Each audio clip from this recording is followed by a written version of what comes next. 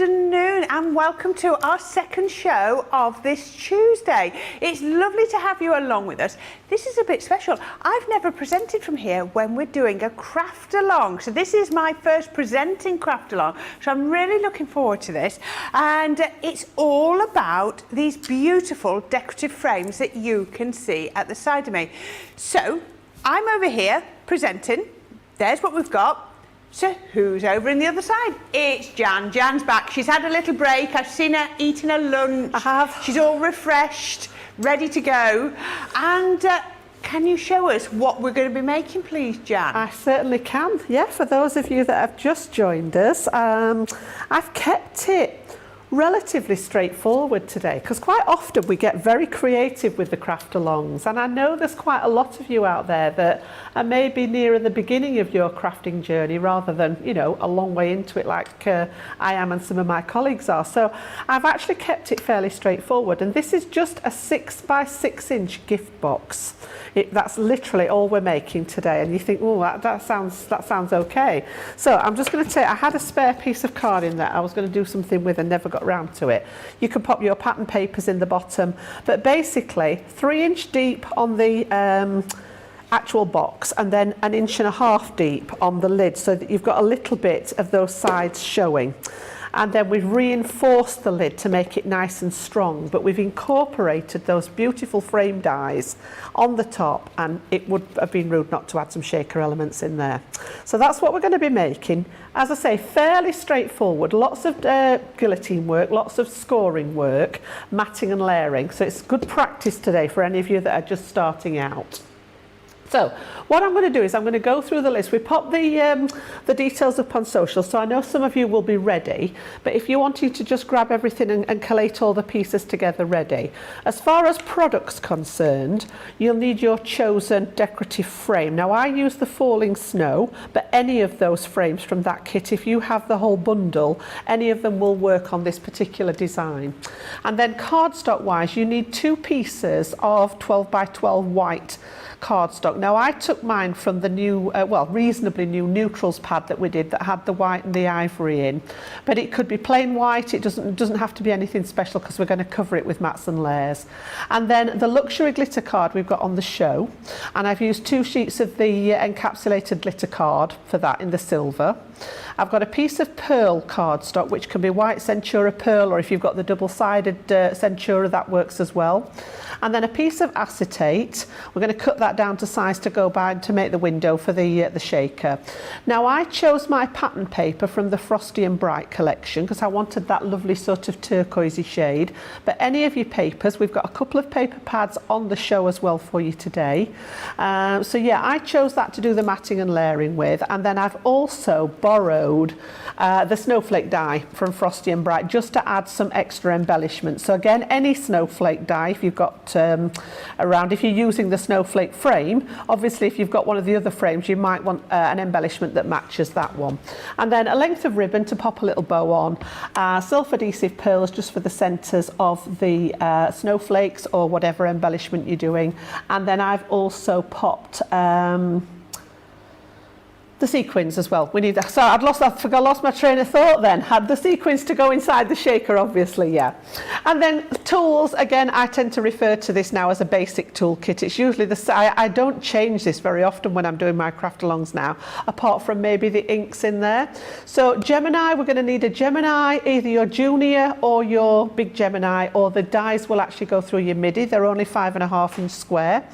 We're going to need a scoreboard and your scoring tool and bone folder, scissors, pokey tool, pencil ruler, stamping platform to stamp out your sentiment, and I use just a quick dry black ink pad for that, low tack tape to tack things down, foam pads or some foam tape to create your shaker casing.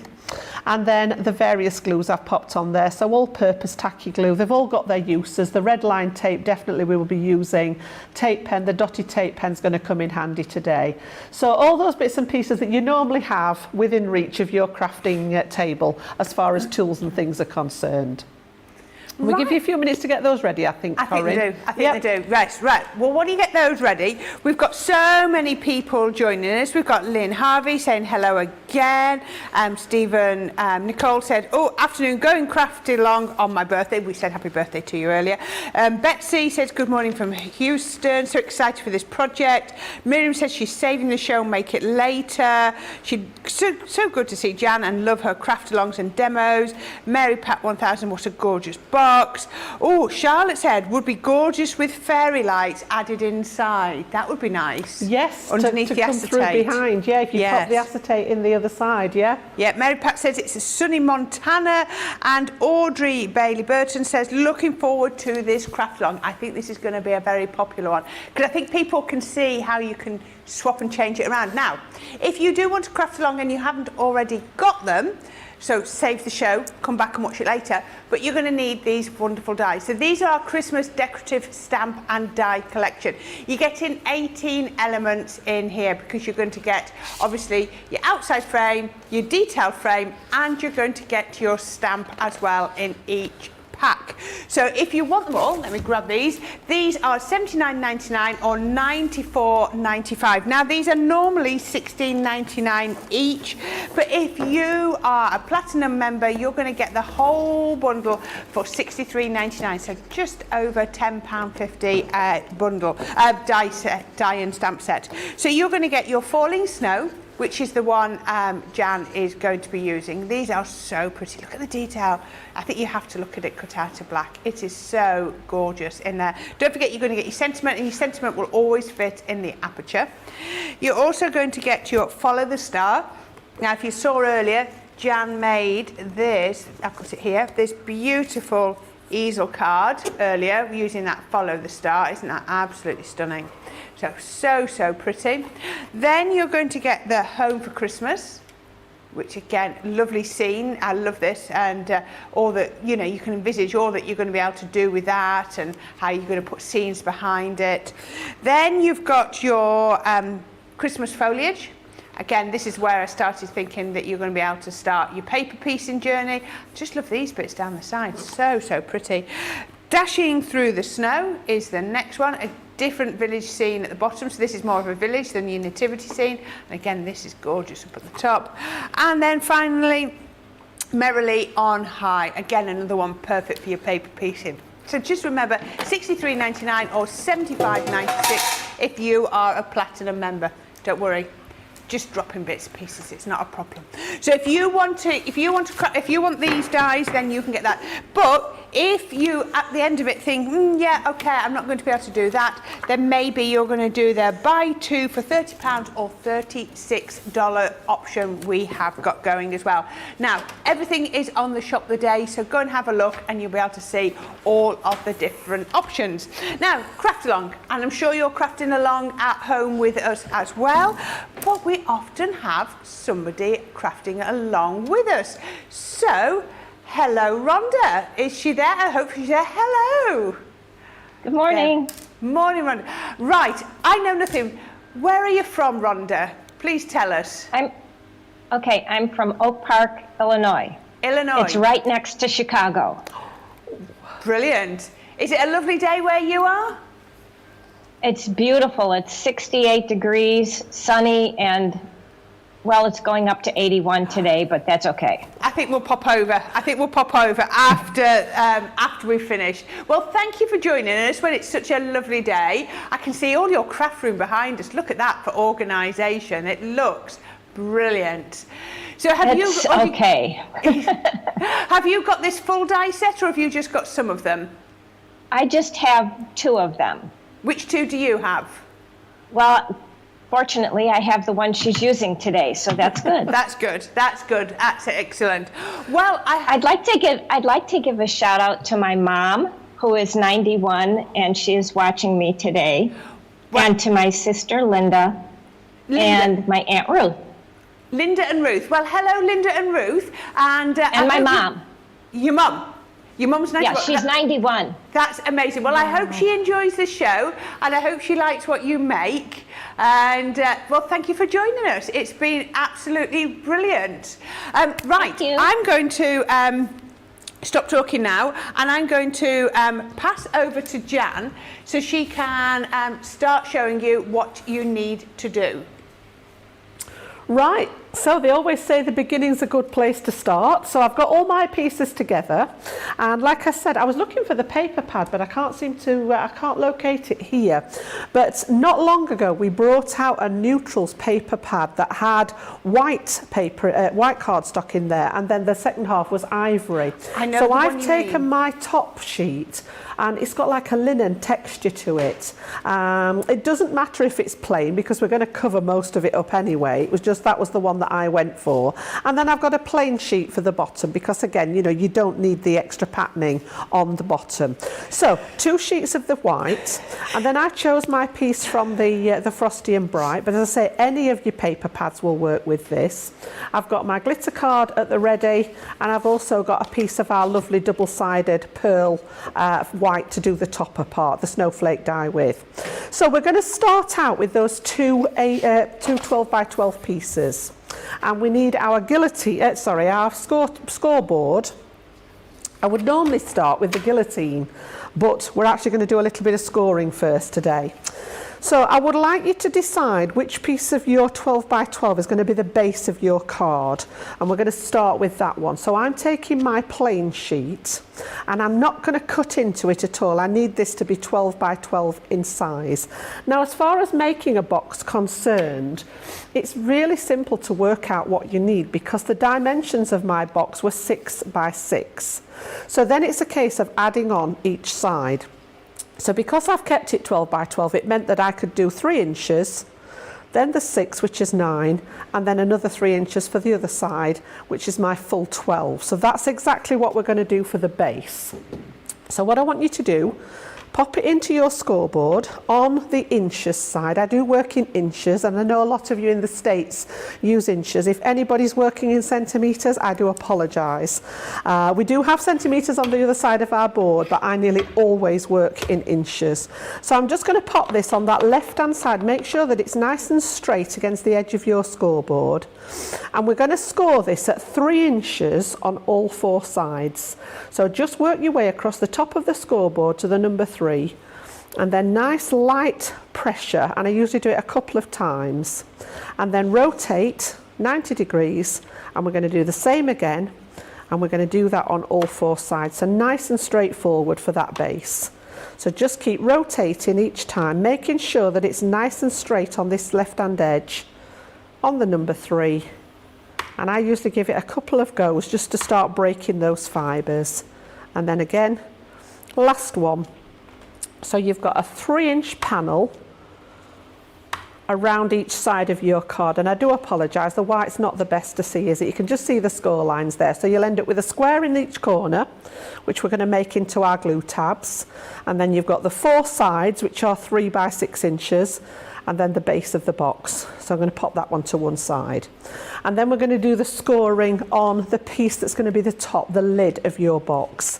Now, I said this was reinforced, and what I mean by that, if you've not come across that term before, I've actually demoed this before when I've been here, but the sides of the box have actually got 2 layers to them. So this means that I am still working with that full 12-inch sheet because I've got my 6 inches here, I've got 1.5 inch depth and 1.5 wrap round the inside, which is still my 3 on each side. So 3 and 6 and 3 keeps it all in one piece. But this time we're going to put 2 score lines in instead of 1. So we're going to stick with that original 3 inches and pop that one in, ready.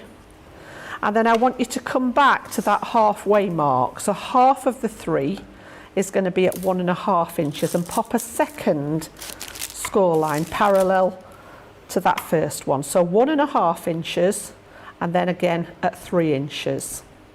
And again, we're going to do that on all 4 sides. So same process, just turn it round 90 degrees, 1.5 inches and 3 inches. Okay, turn it again. 1.5 inches, and you can see I usually go a couple of times down my score lines rather than doing one heavy score line and risk going through your cardstock, which I've done on many occasions, just do it lightly and then repeat it, just to give you that, start breaking up the fibres in that card, ready to receive that fold. Jan, sorry to interrupt, just a quick question that's come in while it's relevant. It says, is this the lid or base side of the board? So have you done them both on the same side of the board? Yes. Right, now you've confused me. Okay, and I think you might have confused some. Can I just ask you to explain? Yep, because this is reinforced, and because it's weird, I don't know why, it does make up slightly better, but you are actually right.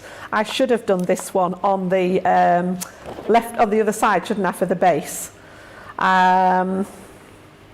Yeah, I've automatically gone in on that left-hand side, so the 3 inches on this side, it is just going to make a slight difference, yeah.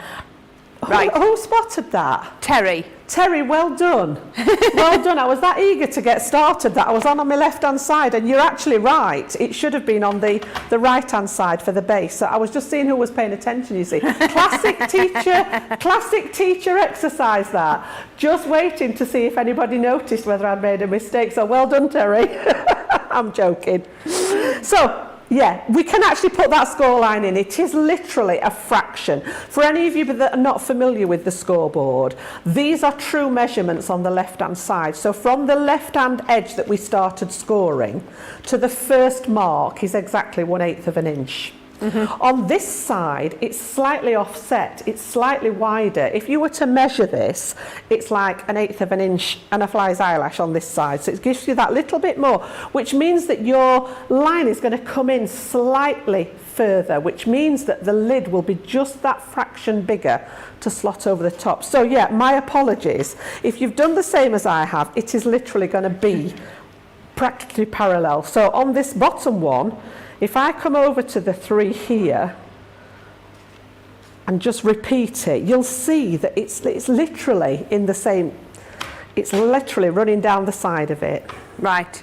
There's a couple of people who are saying, why did you not use the bottom side? Yeah, we've just said. No, that is honestly, I was that busy thinking about what I needed to do that I'd just gone straight in on the left-hand side. Okay. And Miriam says, so do you flush the paper to the very edge or where the first mark is at the top? You've butted it right up against the edge of the scoreboard. Whether you're doing the lid or the base, you've always got to butt it against the relevant side. I have watched quite a few. There's a few people that I like to watch on YouTube that aren't Crafters Companion, they're just people that I follow, and quite a few of them that don't use our scoreboard will just pull it away from the edge a fraction and then score, which gives you the same kind of thing as what we're doing on this side.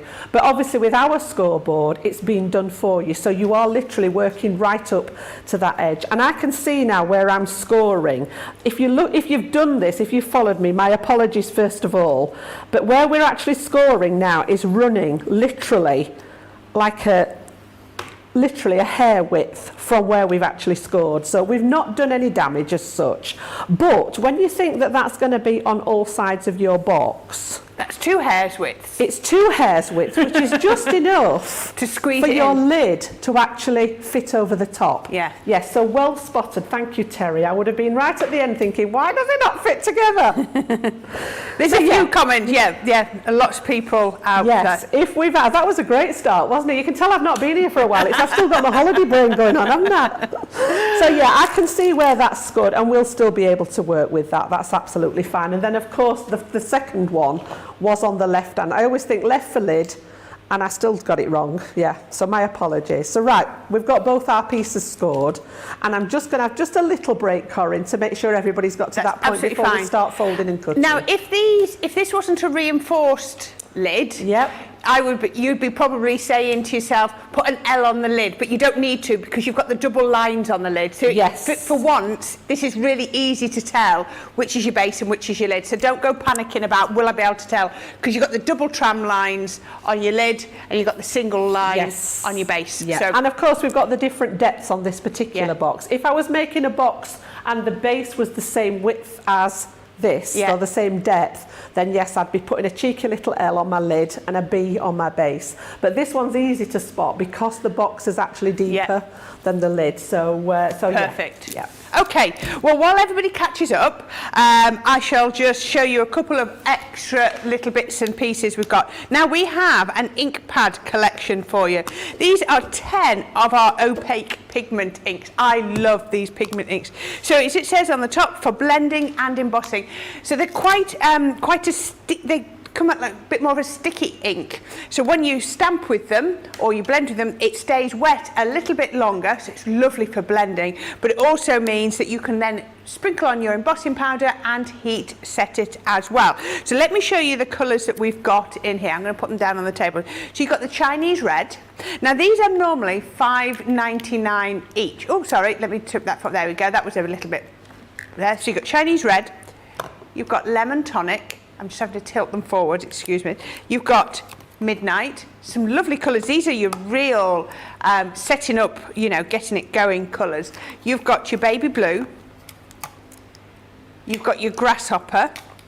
Got that the right way around, there we go. You've got your smoked emerald. You've got your friar brown.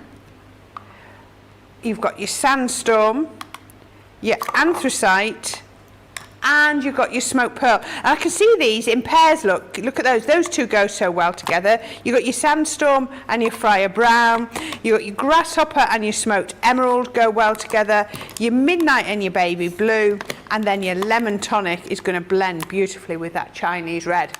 Gorgeous. Now, normally, as I was saying, $5.99 each, but today you're going to get those for $41.93 or $62.65. So effectively, you buy in 7 and you're getting 3 for free, 30% off. But then look at that down there, your platinum price, £33.54 or $50.12. So you're getting them for £3.35, sorry, instead of your $5.99. So that's a massive, massive saving.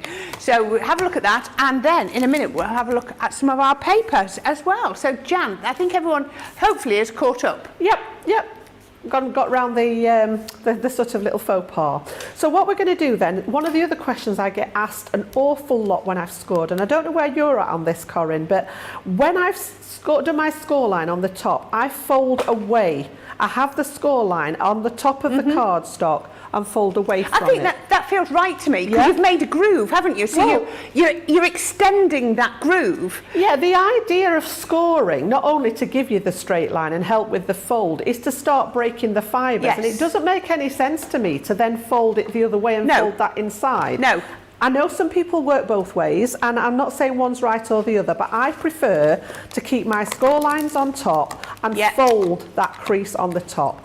And then just make sure, because we want this to sit nicely, make sure that your edges meet before you then burnish those folds into place. All right, just in case you were a little bit off with your lining up, it just makes sure that that runs parallel top and bottom. If I was putting it on a pattern paper onto a scoreboard, I would always put it pattern up. Yes. Score in and then fold away from myself. Yep. I mean, sometimes if you're doing something, I don't know, like a card that's a really good big concept shape that you need it to concertina in, I might go backwards and fold both ways, but I'll always fold that way first. Then fold if back I'm the other doing way. something like that, I tend to score on both sides. If I know that I'm going to fold one way and then one back on itself, I tend to score both sides. Because it's literally, I know it's giving you that line to fold against, but it's also about breaking those fibres. So what I've done is I've just literally folded that 3-inch panel on each side all the way in, and I've just given it a burnish with my bone folder just to secure that nice neat crease, and there's no cracking there whatsoever. And then we need to cut into this to make our glue tabs. So the 4 squares in the corner, if you haven't done any box making before, these are going to become our glue tabs. So I just want you to choose one of them, it doesn't matter which one. I prefer my large scissors again for this, and we're going to cut up the score line and stop when we hit the piece that we folded here. Now I tend to cut the score line away. So because I'm working with my right hand, I'm going to cut just to the right hand side of that score line and literally cut it away so that I've got a nice clean edge which will become that corner edge of my box, and then stop when I get to that line that we folded. Okay, so Yep. my score line's actually on the tab. Right, yeah. I've got a nice neat edge here that doesn't have the score line on it. And then when we've done that, I'm just going to take maybe 1/4 inch at the bottom and wedge it to that same point, just to take that out. And I do the same on both sides of the tab. Oh, do you? Right. Just helps if you've got anything not quite straight. It just helps with the lining up and means that your tab is going to secure nicely inside here without anything showing at the top and nothing catching at the bottom. Brilliant. All right. Can I just going back a bit? Yeah. So Audrey says, what if you don't have this type of scoreboard? What are the bottom scoring dimensions? Is it 1/8 of an inch difference? How would you, if somebody doesn't have one of our scoring boards, how would you suggest to them? I'd say it's even a 16th of an inch. I would say a 16th of an inch. Yeah. I don't think it's even an 1/8. No, because it really is only, because sometimes when you hold the two sheets together, it's hard to see. It is, It's You're fractional. literally taking a fraction, but just off two sides. So if you were actually working on another scoreboard, you'd start off with them. We started off with ours exactly the same at 12 by 12. For your base, I would literally be taking the tiniest sliver off two sides. If you take it off all four sides, you've doubled that amount, and it's slowly getting smaller and smaller. And it doesn't sound a lot, but all you need is enough space for that lid to slide on and off without it sticking. If they were the same size, then this area here would be equal to this here, and the two would just hit each other and not go anywhere. All right, so it's just about making that lid slightly bigger so that it will slide over the top. So rather than adjusting your score line, take your paper down. Take the paper just a smidge, off two sides. And then when you butt it up to the edge, you've already done that adjustment on your cardstock, so you can work up to the edge of your scoreboard again. Does that make sense? That makes total sense, yes. So I've got my tab here on this corner. And what I'm going to do is I'm going to rotate it. I like, when I'm making a square box like this, I tend to have my tabs going sort of all the way round. I'll show you what I mean when we cut it. If it's a rectangular box, I'll make the tabs fold into the longer side to strengthen the longer side, because you're going to get this extra piece of cardstock on the inside. Now, if this is a long piece, I would make sure that both tabs folded into the long piece. But because this is square, I'm literally going to start with this one, rotate to the next corner and do exactly the same again. So it's very repetitive, this. It's a good one for that sort of committing it to memory. So again, just on the right hand side of the score line. If you're left-handed, then there's no reason why you can't work on the other side.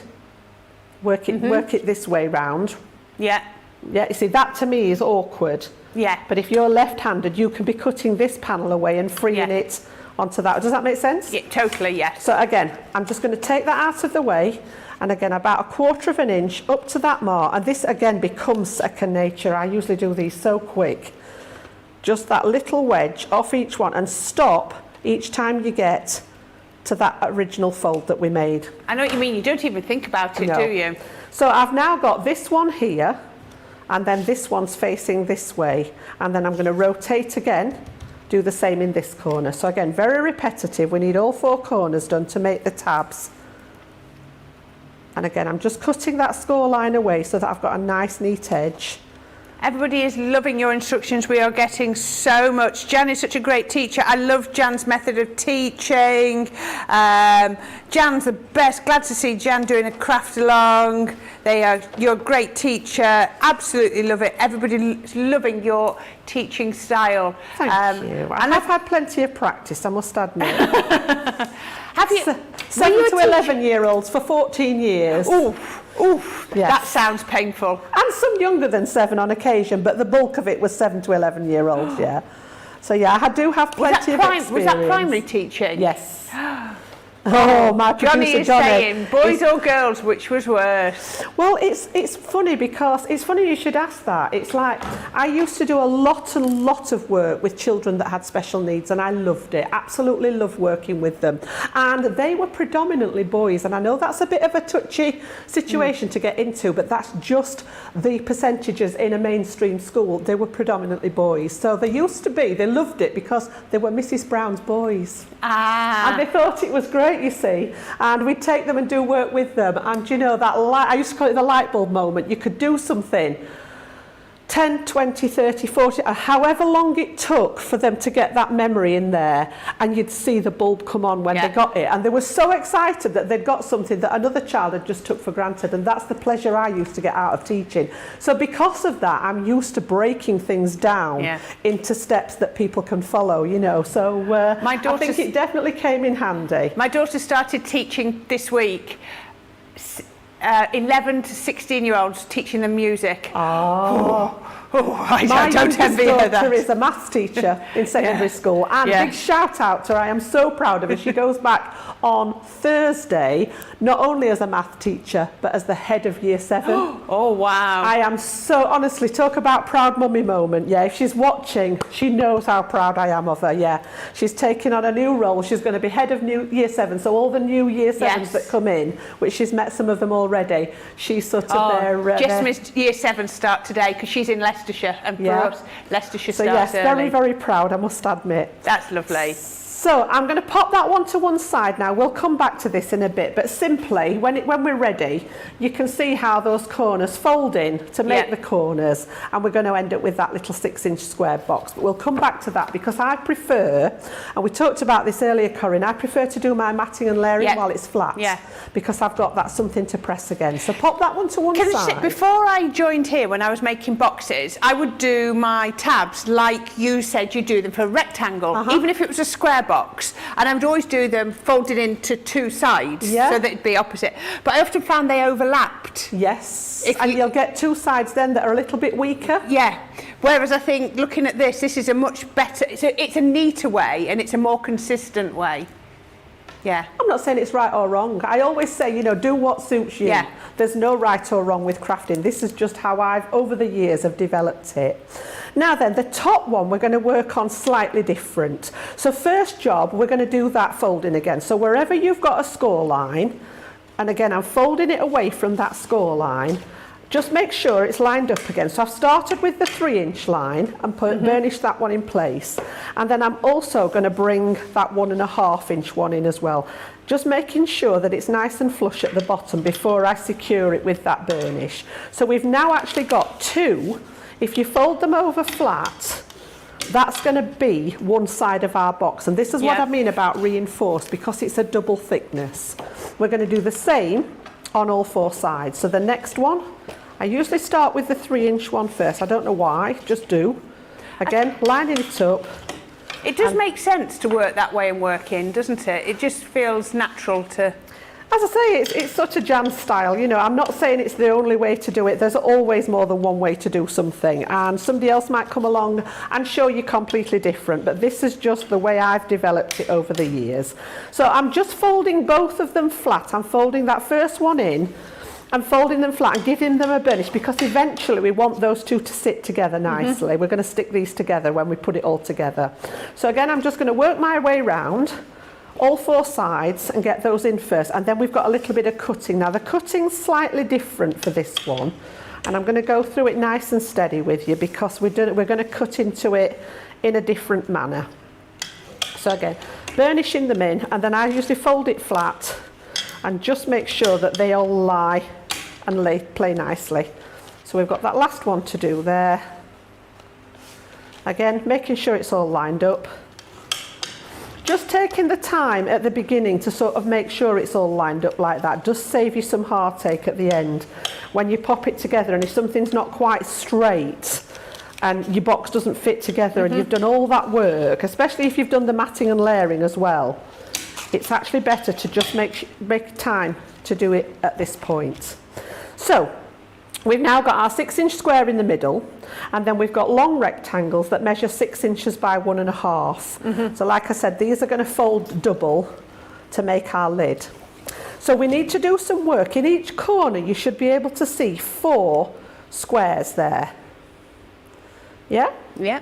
So we're going to start with one of those corners, and just like we did with the first one, on the second line, so you can see I've got my 1.5-inch line here. On the 3-inch line, I'm going to do the same as what we did to the base. I'm going to come to the right-hand side of the score line, and I'm going to cut past that 1.5 inch score line and stop when I get to the 3 inch score line. So we've basically done the same as what we did to the base, okay? And then I'm also going to cut up that middle one as well. So the 1.5 inch score line, I'm actually going to free those two pieces and stop again at that second one. So you can see there, we've got the two pieces free, okay? The outside one, all right, so the one right on the outside, I'm going to cut away completely. So all two boxes come away from that outside corner. So if I bring it here now, you can see where those have come away. We don't need those two, that's scrap. The one that's left, I want you to just cut away the outside box. So again, I'm just going to go along that score line and cut away the outside one. So you can see here now, this is what I've cut out.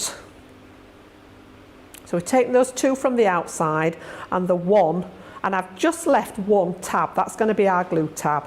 So as far as the glue tab's concerned, I would always take those little notches out of it. And again, it just makes life easier when you start sticking things together that nothing's overlapping. So I've just taken a couple of little wedges again, just tiny pieces off each side to make it into that glue tab. The rest of it is going to stay as it is. And then it's the same procedure. So this was my corner I was working on. I'm now going to rotate 90 degrees. I'm going to do the same thing on the next corner. So just to reinforce that again for you, the 3 inch score line, we're going to cut straight up, and I'm still cutting to that right hand side of the score line to get rid of it. Past the first score line, up to that 3 inch score line that crosses it, like we did on the base. And then come along to that 1.5 inch score line.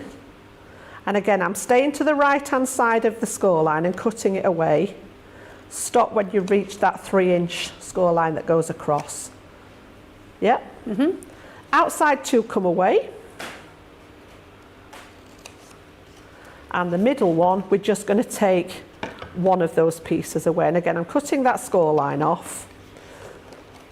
And then I always fold it inside so that you're just working with the tab and just that little smidge on the angle there to create your glue tab. So that's number 2. So we started in this corner, we rotated, we've done the next corner. I want you to do exactly the same on the last 2 corners. Okay. All right. And then I'll just hand over to you, Corrin, while I finish that off. And should we see, is Rhonda still with us? Is she, how's Rhonda getting on? Is she doing really, keeping up, hopefully, because it should be nothing too much so far. So we're just seeing, are you keeping up, Rhonda? I'm doing quite well. You're doing quite well. Good, Yeah. good. I've got all my scores done, and I'm cutting and Brilliant. making the box. Do you have any questions for our Jan? Or not yet? I do not. I don't at this point. She's a great teacher. Brilliant. Thank you, Rhonda. Excellent. That's perfect. welcome, okay, Jan. well, we'll let you carry on cutting your tabs. And while we do that, I'll show you this cardstock. So this is the cardstock that you will see Jan using as well today. So this is your luxury cardstock. So you're going to get it in your gold and your silver. I've got this at home and I love this. So you're going to get all 60 sheets, 30 in the gold, 30 in the silver. So you get your encapsulated silver, you get your matte silver, and you get your shiny silver. I think I went the wrong way around, matte silver and shiny silver, and then the same in the gold. So you're going to get your encapsulated glitter, you're going to get your shiny mirror gold, and then you're going to get your matte gold as well. If I tip that round, oh yeah, you can see that, absolutely perfect. Now you're getting all 60 sheets, and this is, just remember, 250 GSM. I want to just double check. It's effectively buying, let's say we're going to buy the silver, you're going to get the gold for half price. So instead of being $10.99 each, you're going to get the two for $14.98 or $23.95. So you're saving 25% or half the price of one of the sets. But look at the platinum price, $11.98 or $19.14. So it's an amazing, amazing price. And I think, yeah, these are the sorts of things when you get them on really good offers like that, when it's worth stocking up. I can see Jan's paused. Have you done all the tabs? Are we ready to go? I've done all my 4 corners. There's just one last bit that I want to do to this piece before we start moving on. So you can see now that I've got all 4 corners the same. All the tabs sort of follow each other round in the direction of the square there. So the last bit that I want to do is on the very outside rectangles here.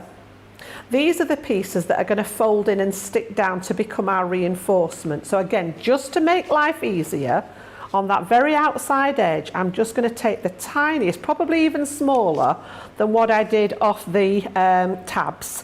Just the tiniest little bit, and stop when you get to that first 1.5 inch score line. So tiny little bit, and this will help, when it's all put together, it will help there be less bulk where the 2 corners meet. Yeah, are you with me? I was thinking, oh, you have to adjust your mats, but no, that's on the inside, isn't it? This is the one that's going to be the side of the box. Yeah. This is the inside piece. So when we fold it in, you don't want these 2 pieces fighting in the corner. Yeah. So just by taking, and again, it's basically cutting away the score line. Because we cut to the side of the score line, on some of the pieces, you'll still be able to see it on your card. So all I'm going to do is just on that outside edge, it's the tiniest little sliver, just to take away that straight edge, and trust me, when we come to put it together later, it will make all the difference. Some people say, oh, I won't bother, but like you say, it's the difference between being neat and being bulky at the end, isn't it? It is, and it's saving you some heartache. As I say, if you've got to the point where you've decorated all your box and you've got all your mats and layers and everything ready, and then for some reason something doesn't go together at the end, it's heartbreaking, because you can have spent an hour doing this. But just by making those extra little measures, now we're going to create the corner with our tab, and these 2 pieces will then fold inside. So the reason I've done that is inside this corner here, you don't want those 2 pieces of card fighting for space. Just by taking that little sliver off them means that they're going to fold in nice and neatly and it not be a problem. So again, I'm going to leave the sticking for a little while because I want to start and work on some mats and layers to stick on, and then we're going to create our topper, which is going to be the frame with the shaker pieces inside. So leave those 2 pieces to one side. And the next bit we're going to work on is going to be our mats and layers. So I'm going to bring in the silver glitter card. It's going to be what I call our mat layer, which is the base layer. And my pattern paper is going to be the top layer. So if you look at all my layers on here, they've all got that lovely sort of silver mat layer. Yeah. And then the paper layer. Now I'm going to give a shout out. I don't know whether Donna's watching or not, but I had a lady message me during the week called Donna, and she was struggling with her guillotine. And I did sort of try and give her some hints and tips in the message, but I also said if she was available to watch today, we were going to use the guillotine, and I will go through this in a bit more detail. So if you're watching, Donna, hi, let us know if you're there. And we will actually, I will go through this because, you know, it is worth doing. We tend to take for granted that people know what they're doing with matting and layering, and to be honest, it's a question I get asked a lot. Yes. I don't know about you, Corrin. Why do we mat and layer? How do you mat and layer? And how do you get them straight is the question. You know, it's sort of struggling to get them parallel all the way down. So just quick question. This made me smile. I have to do this one. So Kelly has said, Rhonda is so good at following directions. When we craft together, she has to explain everything to me. She's my Jan. Oh, there you go. I usually just fly by the seat of my pants. Well, there you go. You've got Rhonda and you've got Jan today. So Kelly, everything's going to work. Astrid says, hi, everybody, so good to see Jan's demos. Lorna Fernandez says, I also do double side folds for extra strength on my boxes. Yep. So, yep. And Pamela says, total game changer, Jan, great tip. Reference cutting off the score line. Thank you. There you go. Just makes all that difference, because technically the score line is the bit where we're going to do the folding. So if you've not got a fold there, you've got a gap, it's that score line. Even though it's a fraction, it's going to get in the way. And when you've got 2 meeting, they're definitely going to get in the way. So I've got my guillotine out, I've got my piece of paper with all my measurements on here, and what we're going to do is we're going to create 4 mats of equal size for the sides of the base of the box, and then 4 paper mats to go on top of them of equal size. And then we need to do 4 narrower ones for the lid in the cardstock and the paper. So a little bit of cutting. So using our Crafter's Companion guillotine, and this was the question I wasn't sure about with Donna, the lady that messaged me, as to what kind of guillotine she was using. The marks along our guillotine happen to be 1/4 inch intervals, and most of us start with 1/4 inch gap in our mats and layers. Now I do vary mine sometimes if I'm doing more than one set of mats and layers, but in general I leave 1/4 inch, and then that gives you 1/8 inch all the way round on your mat layer to your paper layer. So in effect my paper layer is going to be 1/4 inch less this way and 1/4 inch less this way, and by using this particular guillotine it makes it so simple. So let's take the cardstock, the silver cardstock first. We'll work on the mats. So the first one that I'm actually going to do is the one for the base, for the lid, sorry, for the base of the shaker piece. I've actually got a piece all the way across here on the top of the lid, which if I remember right, I've not written that one down, but it will be 5 3/4, yeah. Because my lid is 6 inches square, I'm going to go with a 5 3/4 inch, which is just coming in that 1/4 inch increment. So the other question that Donna asked was, did you line it up with the groove on the guillotine, or did you line it up to the side of it? So when I'm looking at my numbers across here, my number 6 is bang level with the centre of this groove on my guillotine if it's a Crafter's Companion one. So I'm going to come back 1/4 inch, which is just one of those marks, and I've actually got my paper lined up with the middle of that groove. So the paper's actually into the groove on the guillotine, and I'm using this vertical here to make sure that it's straight all the way down and that it's actually touching the top here. And then the secret is holding the finger guard, because that's going to hold your cardstock in place to then do that. I love that noise, that it's crunch. good, isn't it? It's very satisfying. Okay, and then rotate, and then we're going to do the same again. I'm going to find that 1/4 inch mark before the 6, line it up, check this edge, and once I'm happy with it, in place, and then we've got our mat that's going to fit right in the centre here to start the topper part of our box. So that's number 1, 5 3/4 inches square. Okay, and then we're going to create the pieces for the sides. So we're going to use what's left of this one, and we're going to cut. We will need to cut into the second sheet. So for the sides of the box, these were slightly off because this is slightly narrow. If you remember when this is made up, it's just that smidge less than 6 inches. So we did actually go into 1/8 inch, and I apologise for that because it does make it a bit more confusing. So I actually need pieces that measure 5 5/8. So I've got my 5 inches, and then the markings on the guillotine, each little tiny mark is 1/16 inch. I don't know, can you get any closer to that to see the numbers on there?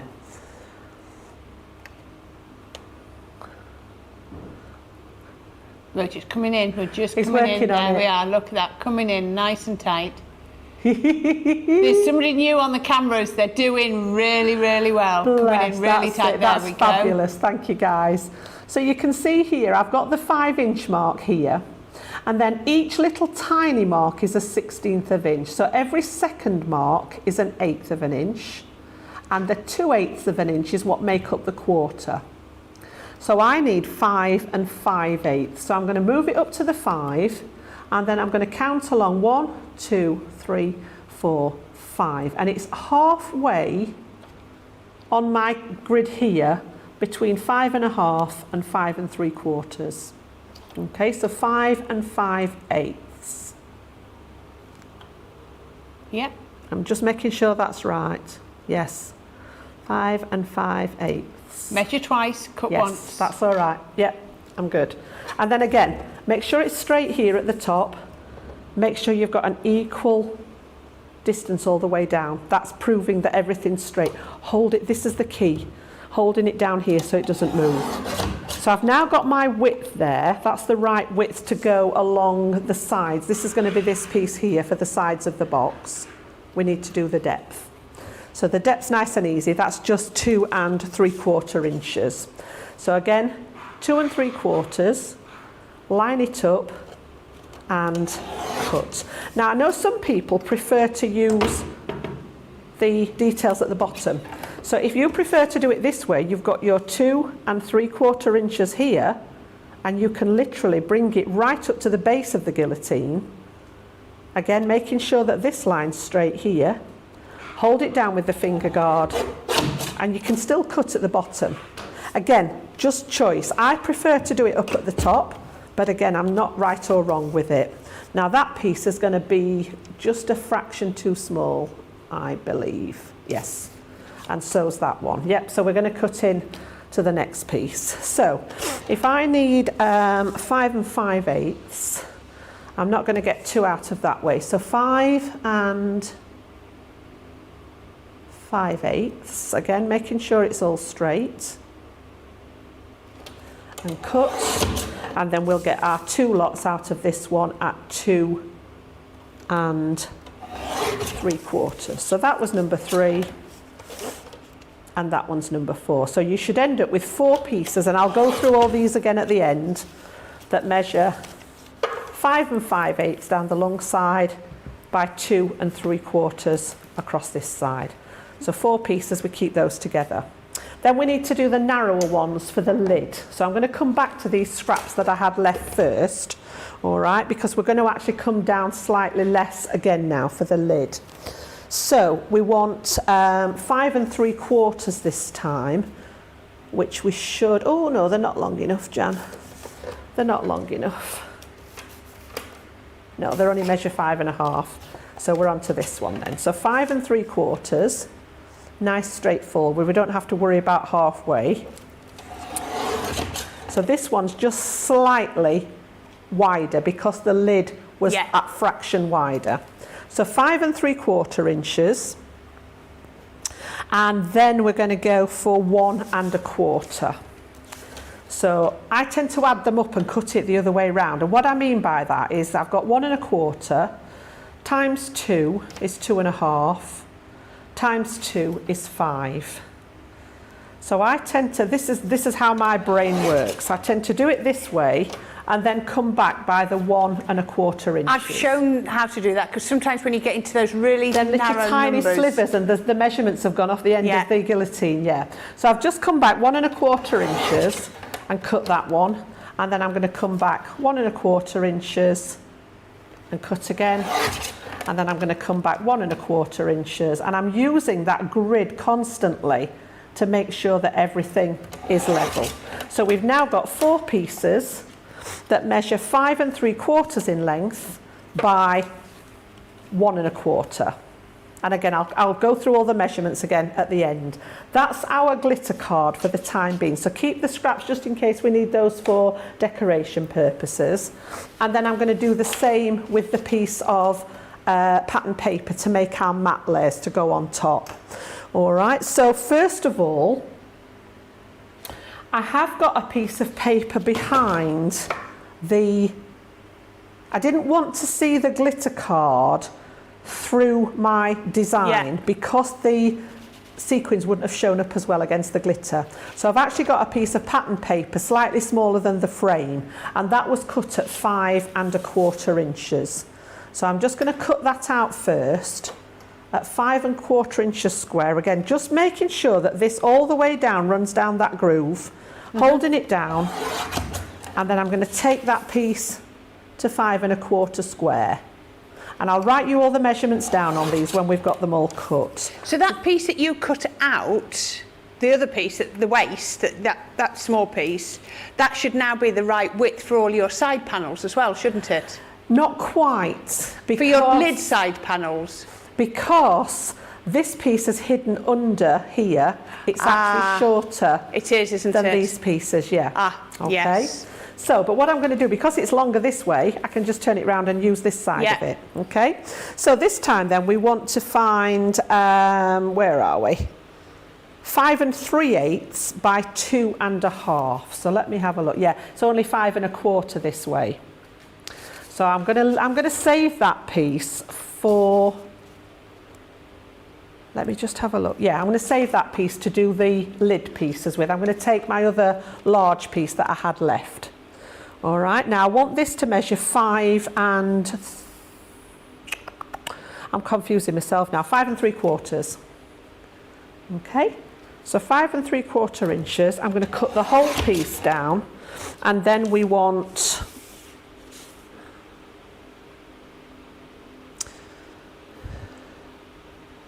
no, just bear with me a second. The way I've written this down is really, I've confused myself.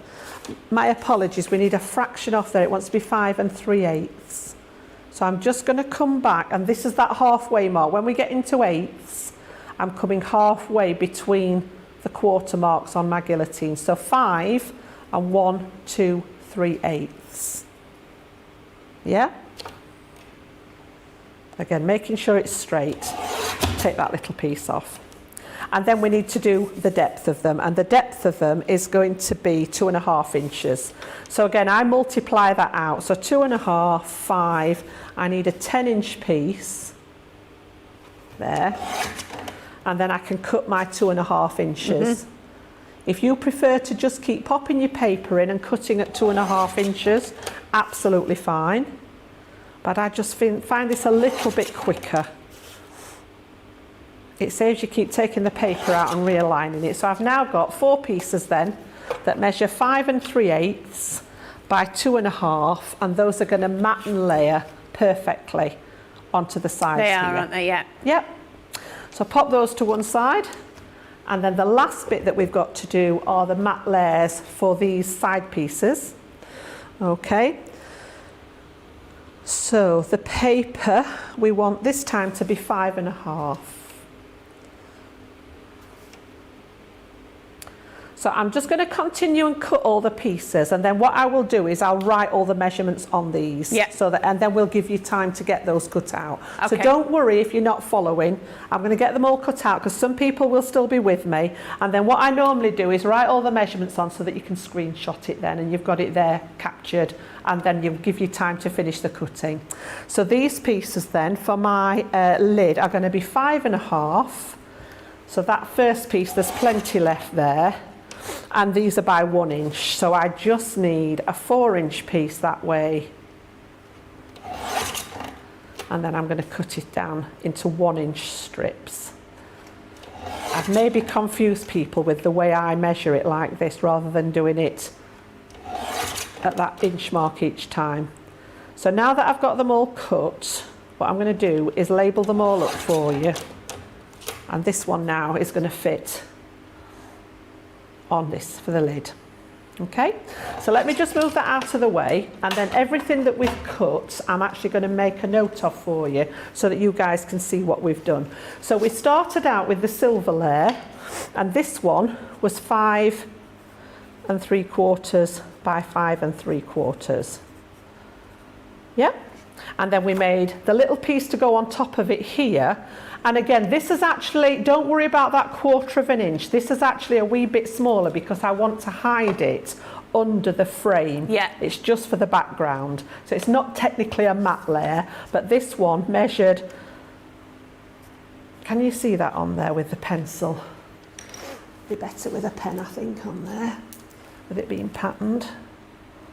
5 1/4 by 5 1/4.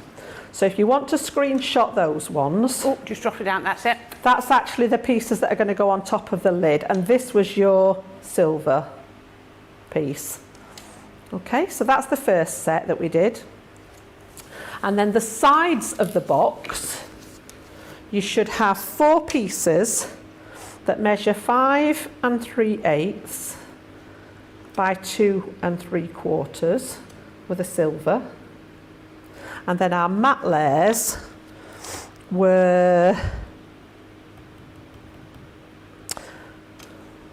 no, sorry, 5 5/8. This was the 5 3/8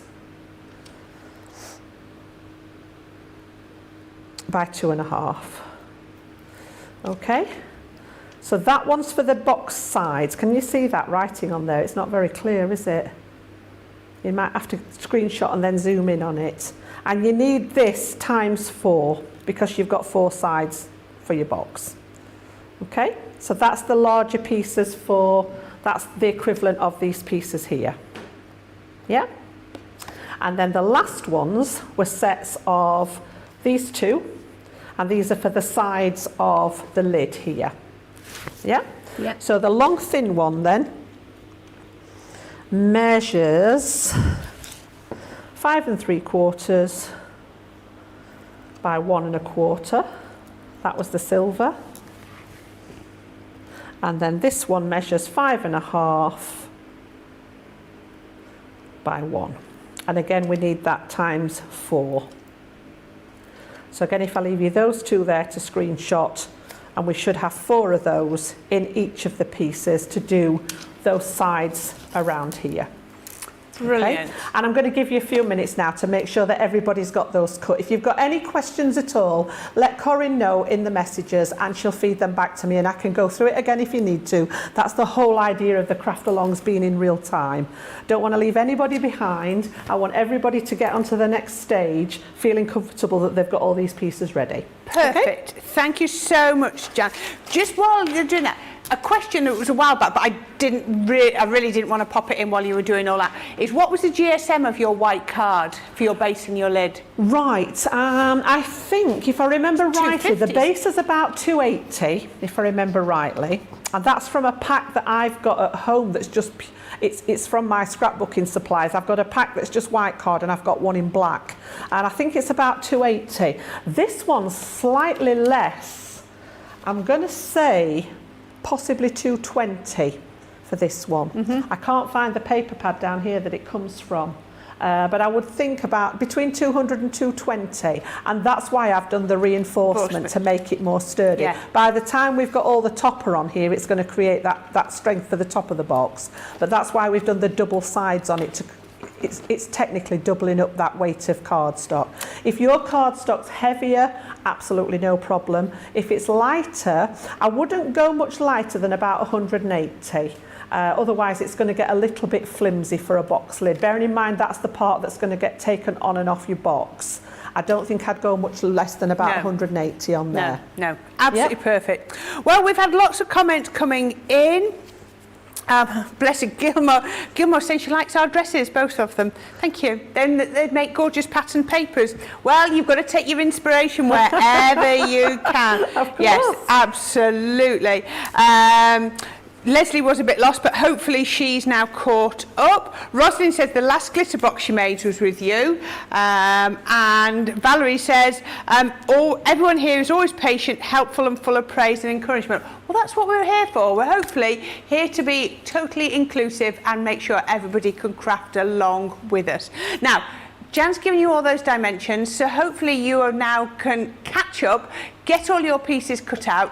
Don't start sticking them down because I think there's another step in between. So don't get them stuck out, get them cut out and then come back after this break and we'll see if everybody's up to speed. But if you've got any questions, please drop them in and Caitlin will pass them through to me and I can read them out for Jan. So watch this break and we'll see you on the other side.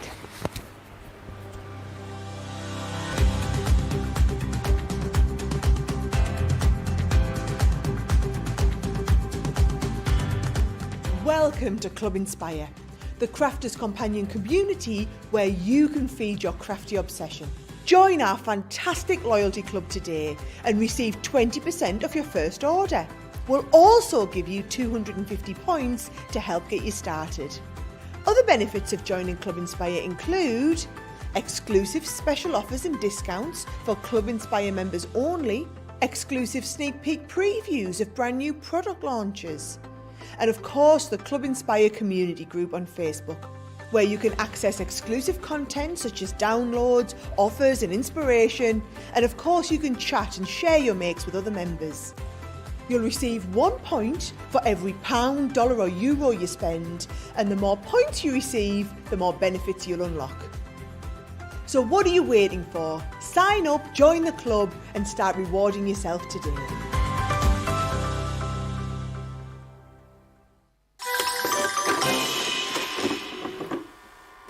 many of our viewers bring up time and time again, and that's our wax seal gate. Thinking dough might not work as well because I've put too much. Joe's laughing at me. Oh, I've forgotten to put me thing in place. Oh, Joe. Words, but I think that doesn't engage with that and can come out all wrong. Water. That wasn't the one you just washed your brush in, was it? Sorry. Yes, but it doesn't matter. No, it wasn't, was it? It was. Are you kidding? I'm going to have to say, it's a slip of the tongue. I'm going to say it's maybe to do with my Scottish accent. I'm maybe going to say it's because of Mr. Ben Mosby. He is, well, yeah, he doesn't help matters. Well, yeah, eat shortbread and eat the queen. Eat...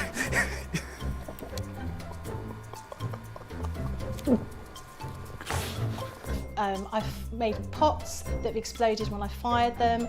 I've done zips in inside out. It happens to everybody. We've all spilt our glitter all over our project or knocked the water over. You're right. I've just noticed I've got my dress on inside out. So I was messing about doing some backgrounds with the sparkle ink, took the lid off it and managed to catch the pot somehow, and the whole thing came towards me, down my front, across my lap, onto the floor. Went to reach for the water and, you know, do the tapping with the and so there was less tapping and more sort of a tsunami. I've got some... Oh, it's not on your project, is it? Yeah. Oh no! Michelle, don't ever change. Please don't ever change, Michelle. She just makes us smile. She does. Every time. It was just the innocence of that. Oh, yes, there we We've go. all done it. Right. I hope everybody's caught up. I believe Rhonda's is up to speed. We'll catch up with her in 2 minutes. She's waving at us, so we'll catch up with her.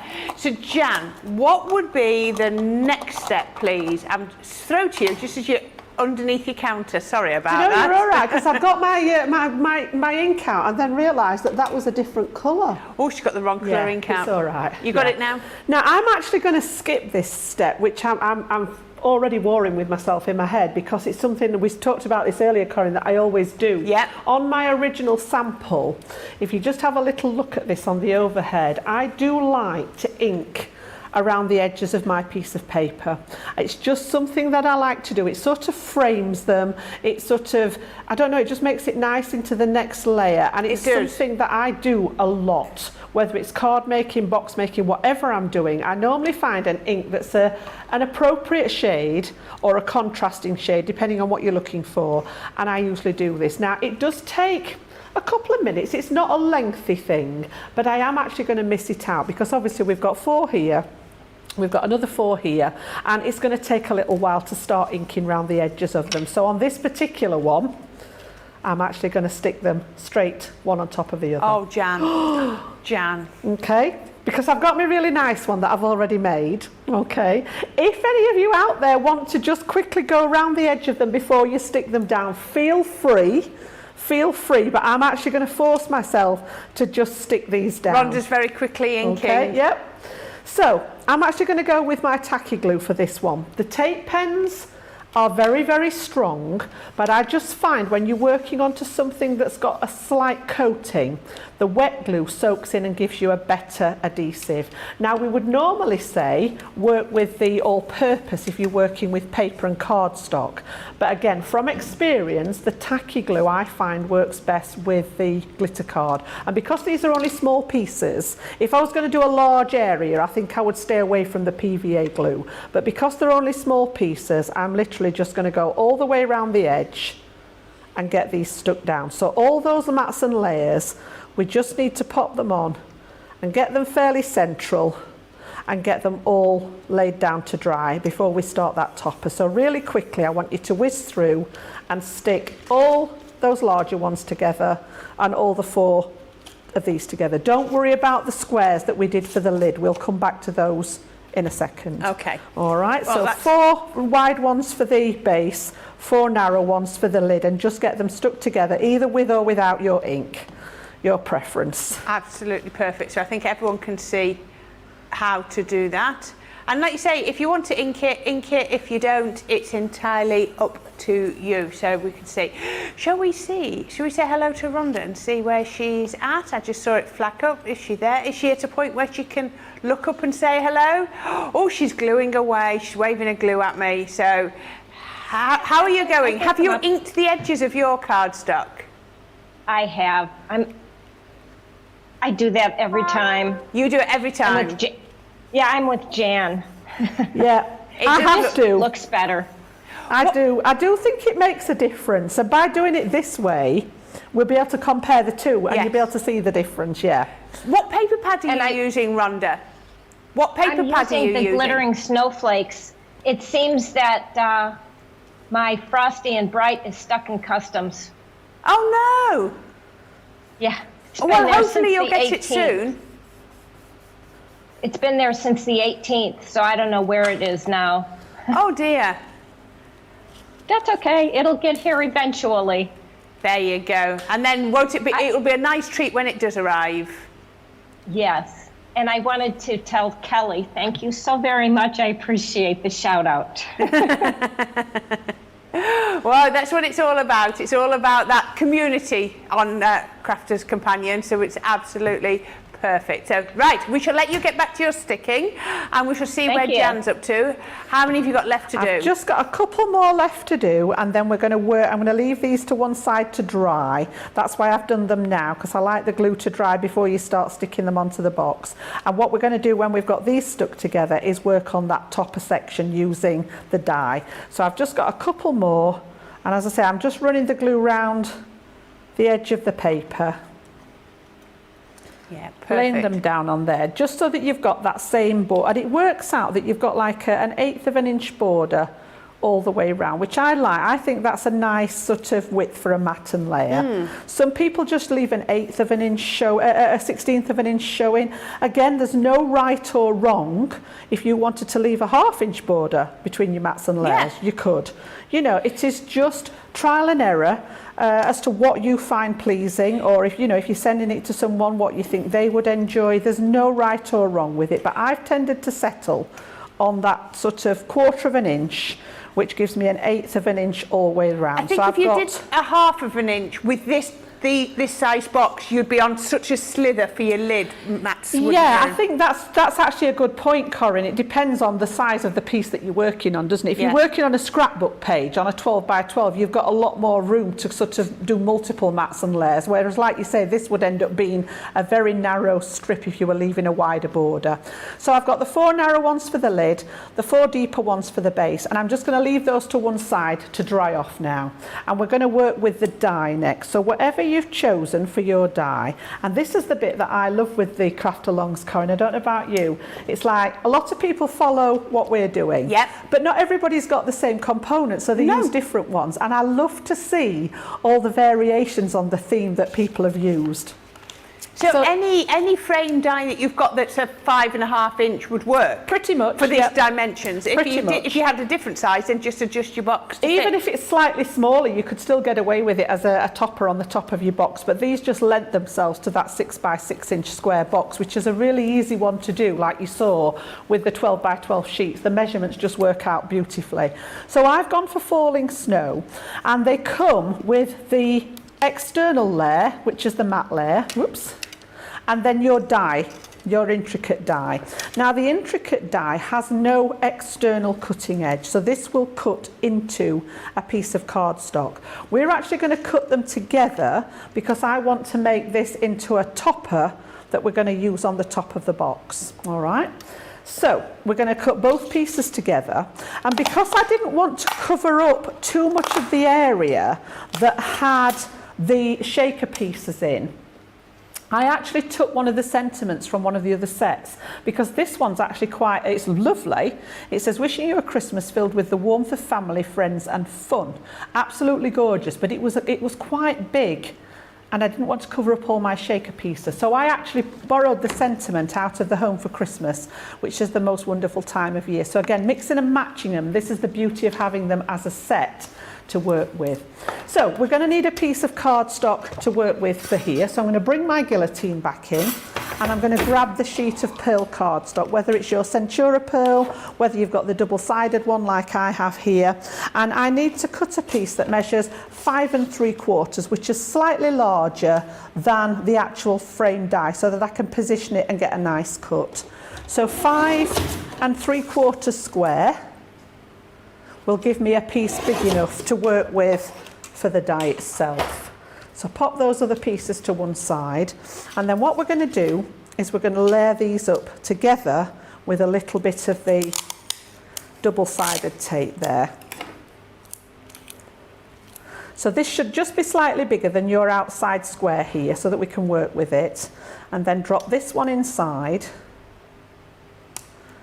And it doesn't matter which way it goes, because it's a square piece, it doesn't matter which way it goes. And you should be able to get, your pokey tool should go all the way round in the gap. There should be about 1/8 of an inch gap between the intricate part of the die and the frame.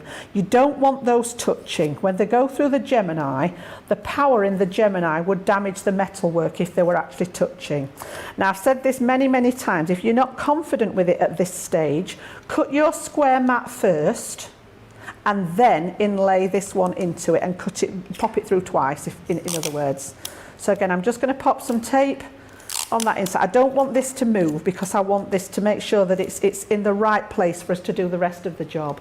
So I've actually got my Gemini Junior plates, and I'm going to leave the metal shim in there just for insurance purposes, because there's a lot of very, very sort of intricate curly pieces in this particular one. So I'm just going to leave that metal shim in place and just tack it down with the tape, and you can see it just fits in there nicely. So again, we'll pass that through the machine and get that piece cut out. So whatever your choice of frame, we need to get that cut in. And I chose the white cardstock because it was snowflakes.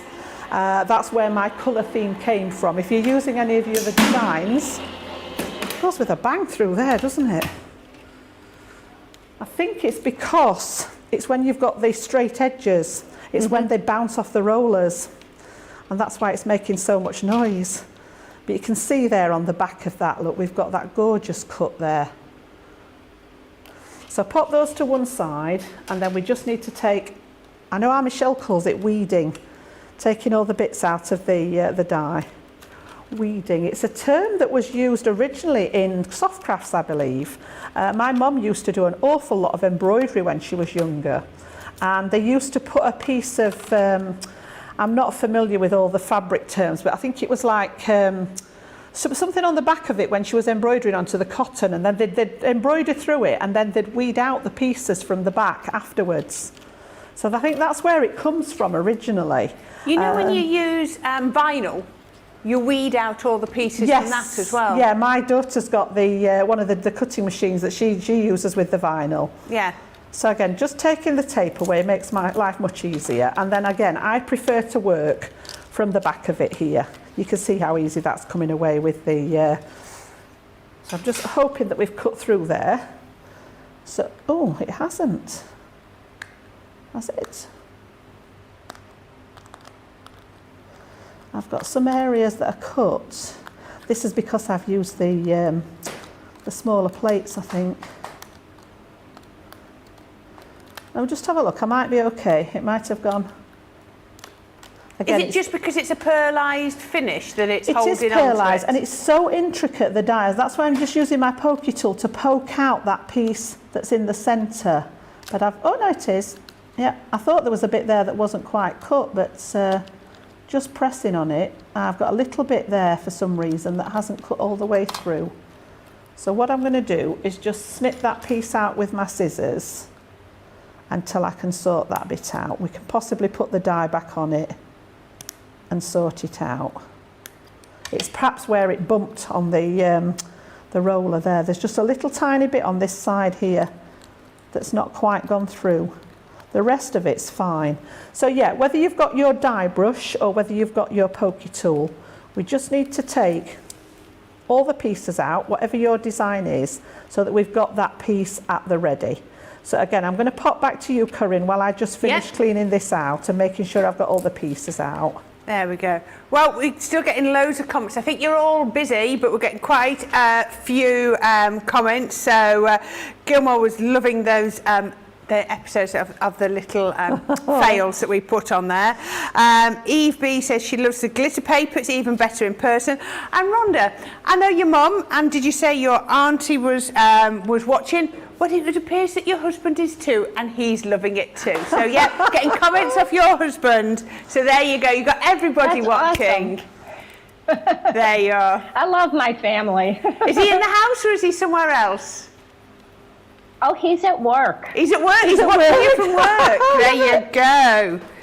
Hey, he's the boss, so it's okay. Oh, that's all right then. We'll let him off. We'll let him off then. Are you keeping up? How are you catching up? And where are you up to? Oh, you've done yours. All the bits poked out? Yes. All the bits are poked out. Brilliant. Okay. Well, we'll give you 2 minutes while Jan catches up. I'm still You're in poking. front. I just got to go open it. Right. Now, one of the things you might be interested to pick up today are our glue pen set. Now, these are back in stock. I believe they've been out of stock for a while. So you're getting a 3-piece set in here. Let me show you on here. So you're getting one of your ballpoint pens. So this is your ballpoint pen. So it's got the glue that goes on turquoisey, pale blue, whatever colour you want to say, and then it dries. Oops, throwing the lids away. It dries tacky so that you can then, it's brilliant for things like your glitters, your gilding flakes and all that sort of thing. I mean, you can use it for anything, but that's what it's, I find it really good for where you want the glue to go quite tacky. So you've got your one of your ballpoint pens and then two of your, oh no, they're different, aren't they? One's your bullet, one's your chisel. Get it the right way around. So you've got your chisel and your bullet and your ballpoint pen as well. So they've all got the same glue in, but just different shaped applicators to be putting it on. Now, if you want these, you're going to get all three in the set today, $9.99 or $12.95, and then your platinum price is going to drop right down to $7.99 or $10.36. So they're coming out at under £3 a pen, which is excellent value. So if you want these, they did sell out last time. I'm sure they're not going to stay in stock for overly long, but hopefully you can pick yours up too, so if you want those. Now, today's show has all been about these beautiful decorative frames and dies and stamps. So your decorative stamp and die set. And as we said, you get in all six sets in this bundle, should I say. Now, all the details are on the shop the day page if you want to have a look. But what you're going to get, oops, you will get the stamps, even if they do fall off my board. You're going to get your Falling Snow, which is the one that Jan's used. Now, if you remember, she said she's not used this sentiment. She's used a different sentiment from within the collection as well. So you're going to cut this gorgeously intricate design, and then you've got the Wishing You a Christmas Filled with the Warmth of Family, Friends and Fun. If I could read, it'd help. You've got the Follow the Star with Star of Wonder, Star of Night as your sentiment. So pretty is that one. You've got the Home for Christmas with the Most Wonderful Time of the Year as your sentiment, and again you can see that'll fit perfectly just up here if that's how you want to use it. You've got Christmas Foliage, which is so pretty. Look at this, it's so intricate, and I love the swag details, and I really like this bit down the side with Deck the Halls. You've got the Dashing Through the Snow, and again that's what your sentiment is, and plenty of space, as you can see on here, for your sentiment to sit. And then you've got Merrily on High with Ding Dong Merrily on High as your sentiment. So you're going to get 18 elements. So each set contains the outside die, the inside die, and the stamp. Now, normally these would be $16.99 each, but today you're going to get them, as we said, for $79.99 or $94.95. But your platinum price down here is $63.99 or £63.99, sorry, I'm getting my muddled up, or $75.96. So if you haven't got them yet, pop them in your basket, get these, re-watch this show once they arrive, and then hopefully you'll be able to make a beautiful decorative box like the one our Jan's making, because Are you ready to do the next stage then, Yeah, Jen? I've got a little tiny bit that hasn't cut on the die, and I think it was where it jumped on you heard the roller. I think it was just this little tiny bit here. So what I'm going to do is I'm rather than mess with it and tear the design, I'm going to leave it and make sure that my embellishment covers that bit Okay. up. All right. There's always a way, isn't there? Always There a is way. always a way, rather than cutting it again, yeah. And I don't want to risk running the die through again because I don't want to what I call double cut it. If it shifts, you sometimes get like a halo around it. So I think what I'm going to do is just leave this bit here and use this as the bit where I put my embellishment. So what we've got now then is we've got our matte layer that we cut in the silver. We've got our piece of paper which is just slightly smaller than the frame that's going to be our backdrop, but we need to put some acetate in between to stop all the pieces falling out. Now I did put the measurement on the listings, but I think the guys just wrote acetate down, so we want a piece that measures 5 1/4 inches square. It's the worst thing ever to show you on screen. So it's the same size as the piece of blue. All right, 5 1/4 inches, and we're going to pop this on the back of here. So it's just a smidge smaller than the frame itself, so that you don't have to worry about getting the edges lined up straight. So 5 1/4 square, and then what I'm going to do is I'm going to use my very thin red line tape. Let me work on the top of here, and then you'll be able to see it a little bit better, and so will I. It's the worst thing ever, as I say. And then just round the outside edge, because this frame is wide enough to use my 1/8 of an inch tape there, I'm just going to pop right round the very edge a layer of the red line. You're putting your tape onto your acetate because that's the smallest piece. I take it that's smaller than your frame. Just a fraction, yeah. You could put it on the back of the frame, but if you get it too close to the edge, you're going to leave it sticky. Yeah, that's what I'm thinking. So it's easier to So put I'm it actually onto putting it acetate. onto the acetate, yeah. Yeah, and then you know it's You going had me to confused, fit. and I thought I was doing it wrong again then. No. So no, I'm meaning. No, I get where you're at now, yeah. I automatically put it on the acetate. I'd not really thought about that. But yeah, if you put it on the frame itself, because we've made this just a fraction smaller, it's only 1/4 inch smaller, but you could end up with the tape wider than the piece of acetate. Especially if it's 1/8 of an inch. Yeah. So that's your border all the way around the outside. Yeah. Yeah. So just on that piece of acetate there, we've got that ready. Now I think I took the coating off there, yeah. Okay.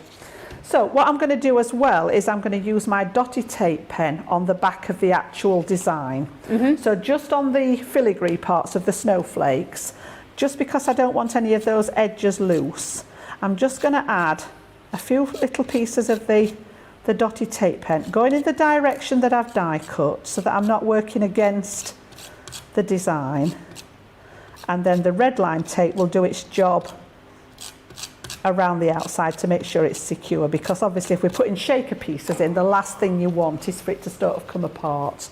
Now rather than trying to do this all at once, I'm just going to take one of the pieces of red line tape off, otherwise the whole thing becomes sticky and you end up in all sorts of trouble. So I'm just going to hover over the top of here now. Let me put it on here so that you can see a bit better there. Hover over the top with the sides that still have the tape on so that I can work with those first. And make sure that it's sat within the parameters of that frame, and then when I'm happy I can go across and stick the side down that I've released the tape from, and then you can just go underneath the acetate and actually grab, turn it over would be easier, grab the liner off the red line tape. Bet you could do that in your sleep without even looking if you were at home. Because it's so close, I put it right on the very edge of the acetate. But yeah, just take those out from that side. Where have we got that one? I've come right up to the edge of the acetate with it because I didn't want it to overlap into the, you don't want it to overlap into the gap here. So again, pop those out. Once you're happy with where it is in situ, and then literally you can get those stuck down. So we've now got that one secure, and you can also give a really good, I tend to turn it over and press the dots from the other side to make sure that that's all secure. Now we need some very, very thin tape, so that the foam on a roll was actually too wide for this. Now what I found in my stash, and it may be that you've already got narrow tape, or if you want you can cut it in half, but I actually found these which were part of my foam pad collection, and they're very, very narrow lengths. We had some of those on the trolley, and I was doing something very similar to you, and I used them all up. Read them in here in the studio, and they were if you brilliant. do happen to have ordered the foam pad, the collection with them all in, these are just the right size to go along this edge, and I'm just going to build this up round that very outside edge. That is just like a fraction longer. At least you don't need to use two pieces to join them, because they're being a fraction longer, do you? So it's quite No, handy. it's better to have it maybe just that little bit. They were perfect. I thought, oh, they're just, because I was thinking, oh, have I really got to try and cut my foam and a roll in half? Wasn't looking forward to that at all. It is doable, and if you've got our scissors, it's better because they are non-stick scissors. But we just need to make sure that this is stuck down all the way across. Take that little extra piece off. And I'm just going to use 4 strips around the edges, and it's deep enough to create that well for the sequins. Yeah. So again, While you're doing that, Carla Campbell has been in touch and said, when using the metal shim, do you cut into the metal? Yes. Carla, because that's what helps make it work so well. It's the metal of your die cutting into the metal of the sheet is what helps to add that extra bit of cutting. it is. It's like if you use your scissors, you're cutting metal against metal. If you're using a guillotine, you're cutting metal against metal. It gives it that extra bite. Yeah. Just if you've got anything, like Corrin says, really intricate, it just gives that bit of oomph. It does. Just to get through, because the pressure doesn't change in the Gemini, it's what we put through it that changes. And obviously, just like you said, by adding that metal shim, it's just adding a bit of depth, but also the flat surface for that metal to connect with.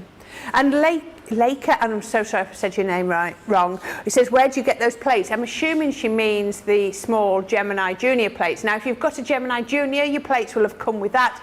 But if you go onto our website, all the plates are available on there. If it's plates, are you referring to where you get the metal plates from? Again, you should have got the plates when you got your machine. But if you need some more, they're all on our website.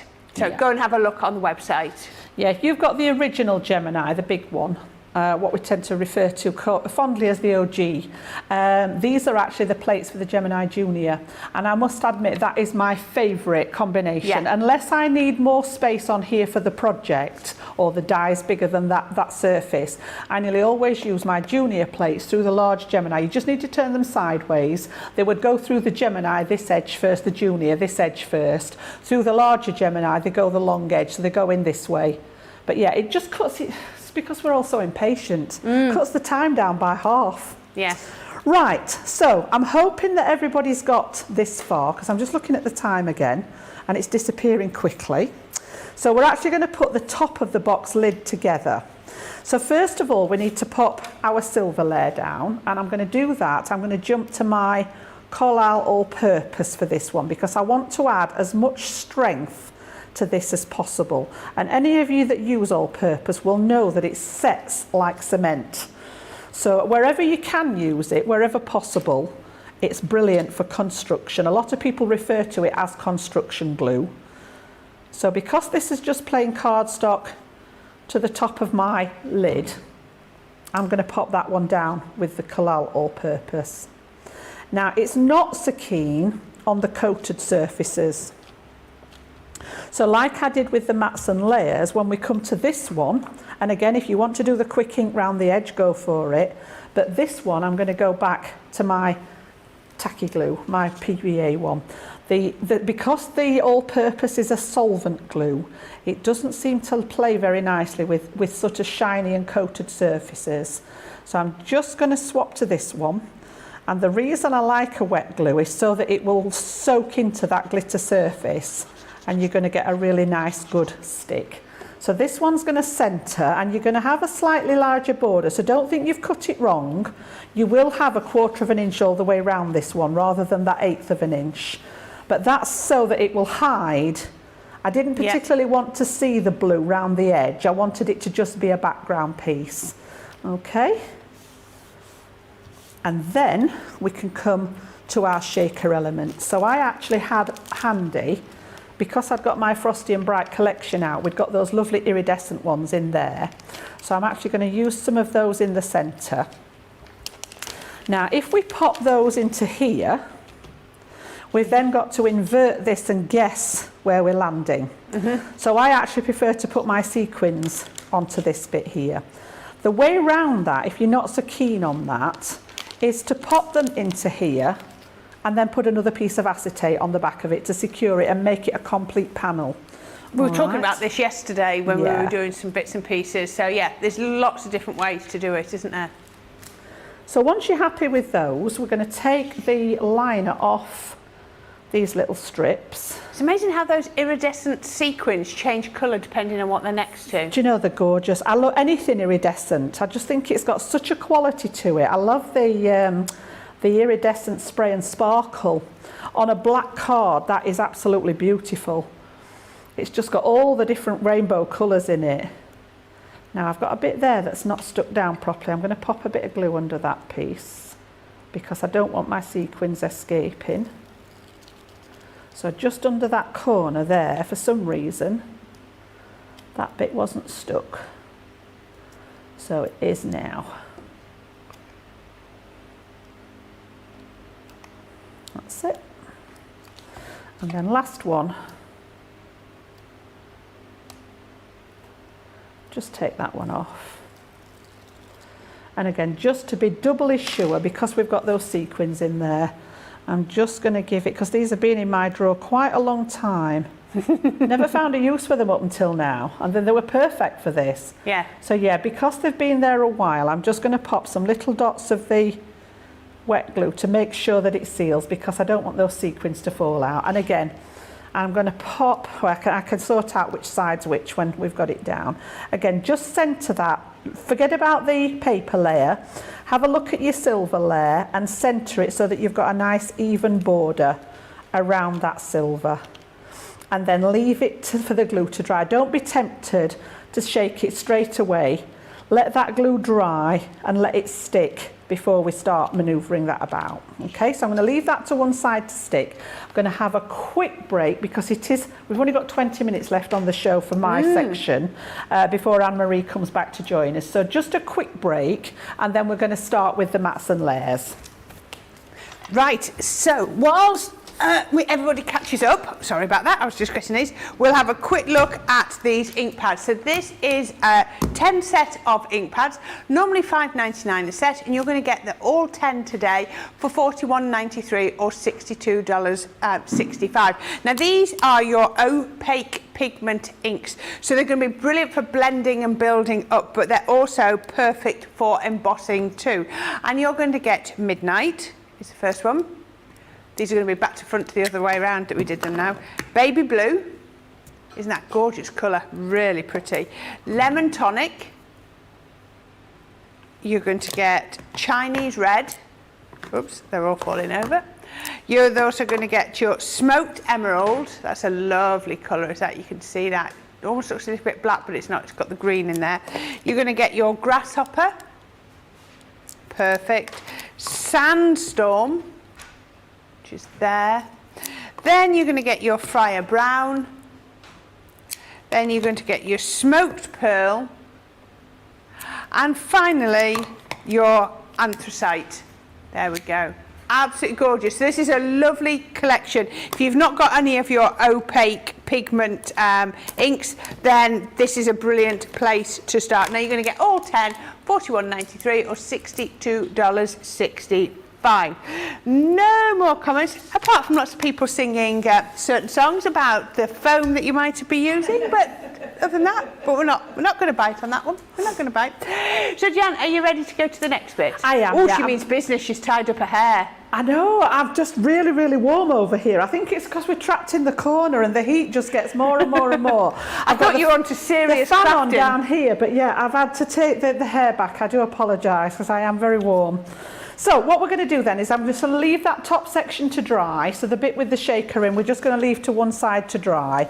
And we're going to work on the base now. So this is the very piece that we started with, that we cut the 4 tabs in the corners. And what I'm going to do is I'm just going to stick those panels that we made, that should also be dry now, into those side pieces, and I'm going to use my all-purpose again. Remember, wherever possible, it creates that strength in the sides there. So again, because I'm going cardstock to cardstock, straight on here. If you want to use your tape pen, if you're not a fan of the wet glue, then you can use your double-sided tape pen.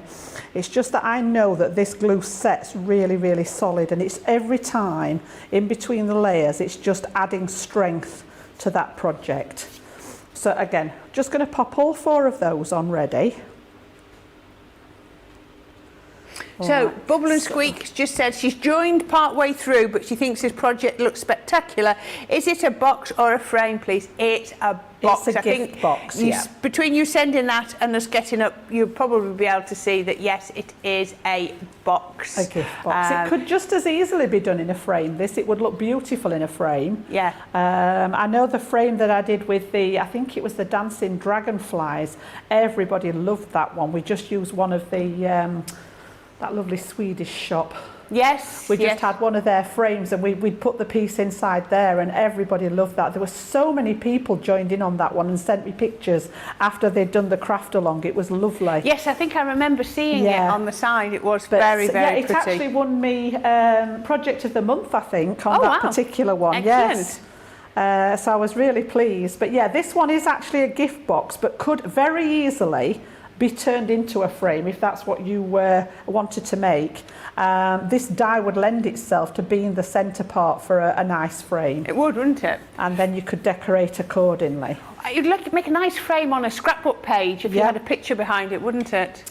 So again, I've got my 4 pieces on there. I'm going to come back to that one, just let it dry for a second. It's amazing how quickly it does dry to be sort of touch dry, doesn't it? It does, yeah. And then again, I'm going to come back to the thinner pieces that we've got here. And all I need to make sure with this one is that they're on the inner rectangle. So not the one that we trimmed the little tiny slivers off. They want to be in that inner rectangle that's next to the square in the centre. So you should still have 4 clear ones around the outside. And I'm going to do the same again. I'm going to stick with that all-purpose glue. And I'm going to get those stuck down. And as I say, I do prefer, wherever possible, to do this while the box is flat. Oh, it makes it so much easier. It's so much easier to adhere to, because otherwise you're working onto something that's hollow inside and then trying to get pressure to stick them down. It doesn't always play very nicely. So yeah, a very long time ago, I started sort of doing this while they were still flat. And it's so much easier then, especially if you do the layers and let them dry in between. So again, just making sure that those are straight and filling all 4 of those in, and then we've just got to put the box together. And as always, if we don't get time to do the embellishments, I can talk you through, you can take a photo, and the actual dressing the top of it is the sort of the easier part. Yeah, absolutely perfect. And look at those sequins, look, the colour change on them is... I know they look pink where I'm stood here. They do on the screen, don't they? They actually look pink, but they change colour. They're 1 minute they're blue, 1 minute they're pink, the next minute they're sort of clear. Then I think then they sort of look a bit turquoisey, greeny colour. Quite clever. So the last one's going on there. There we go. Keep going. There we are. So absolutely perfect. So that's all ready to go. So I'm going to leave that one to dry now and come back to the box base. So that should be long enough for this one to have sort of grabbed. Just make sure everything's down flat. And then I'm going to come back to my tape pen. Now the box sides will stick with the all-purpose. So you could actually put your wet glue onto the corners and stick them. But you just need to maybe pop a little clip or something to hold it while it dries. So just because of that, I'm actually going to come to my tape pen now, because this double-sided tape is more than strong enough to hold a 3D sort of construction together. So plenty of tape on those big tabs that we've created. Make sure you've got plenty on there. And I'm going to do all 4 of mine ready. If you want to do them one at a time so that they don't stick to you or each other, then you can just work through them one at a time. I'm actually going to stick all mine up ready so that we've got them good to go. I think that's, as you get further into the box, it gets harder if you try to put your adhesive on one at a time, doesn't it? Again, while it's all flat, it's easier. And then literally all we're going to do is take one of the tabs, pop it underneath, and you're going to line the edge that we cut here with the fold line to make that lovely 90-degree angle. And then what I like to do is turn it over, use my bone folder to just give that glue a really good press down inside your box. And then again, rotate, same again, tab inside, line up that cut edge with the fold on the other one, turn it over, and all I'm doing is just using the flat edge of my bone folder there to just secure and put some pressure on there. Again, fold them inside. You can see them wanting to go in the right place. Just a bit of pressure on the back of that double-sided tape just to make sure that everything's secure. And again, this one's trying to stick before I'm ready. And again, just pop that on. And by making those tabs go one each way, if you look at it now inside, we've actually got a tab on one side, on the next side, on the next side, and on the next side. So there's a bit of strength being given to each side, whereas if we'd have cut them on the same side and folded them both in one way, I'd have 2 tabs here, 2 tabs here. This one would still be a little bit flimsy. So that's how I prefer to do it with the boxes, so that they're literally chasing each other around the inside of there. Now, on the last one that I made, when I said I'd done a masculine version of it, I actually cut a piece just slightly smaller for the inside and embossed the inside bit and stuck that in the bottom, which again is going to strengthen the base of your box if you wish. I didn't get a chance to do it with this one. I planned to, but didn't get that far. And then the last bit of the construction is going to be our lid. So these should all be secure enough to work with now. And again, we're going to do that same principle. So don't worry about these outside pieces just yet. I just want you to work on the tabs. And again, we're going to pop the glue on those tabs all the way round. Like Corrin says, it's so much easier to work on them while they're actually flat. Because the more you stick down, the less space you've got to actually work and add the glue to them. So again, nice and sticky there. And we're going to pop this together in just the same manner that we did the base. So you're going to go from glue tab to the next side that's got a matte layer on. Forget all about these outside ones for the time being. So this one's going to join the matte layer like so. Okay. And again, I like to just give it that little press down to make sure that it's nice and secure. And you're going to follow all 4 of those round and get those stuck together. So again, just joining that edge nice and straight. So the cut edge should match up beautifully with where you've got that score line for the next corner. And again, little press. Follow them all round and get all those tucked in. Nice, so just make sure you've got a nice 90-degree angle on there so that it doesn't interfere with the closure when we come to do the lid over the box bit. And I am really glad at this point now that Terry pointed out that I hadn't used my box base side, otherwise I was going to be in tears at the end of it when it didn't fit together. So forever grateful, Terry, that you noticed my faux pas at the beginning. So you should have these sort of little extra pieces now left over.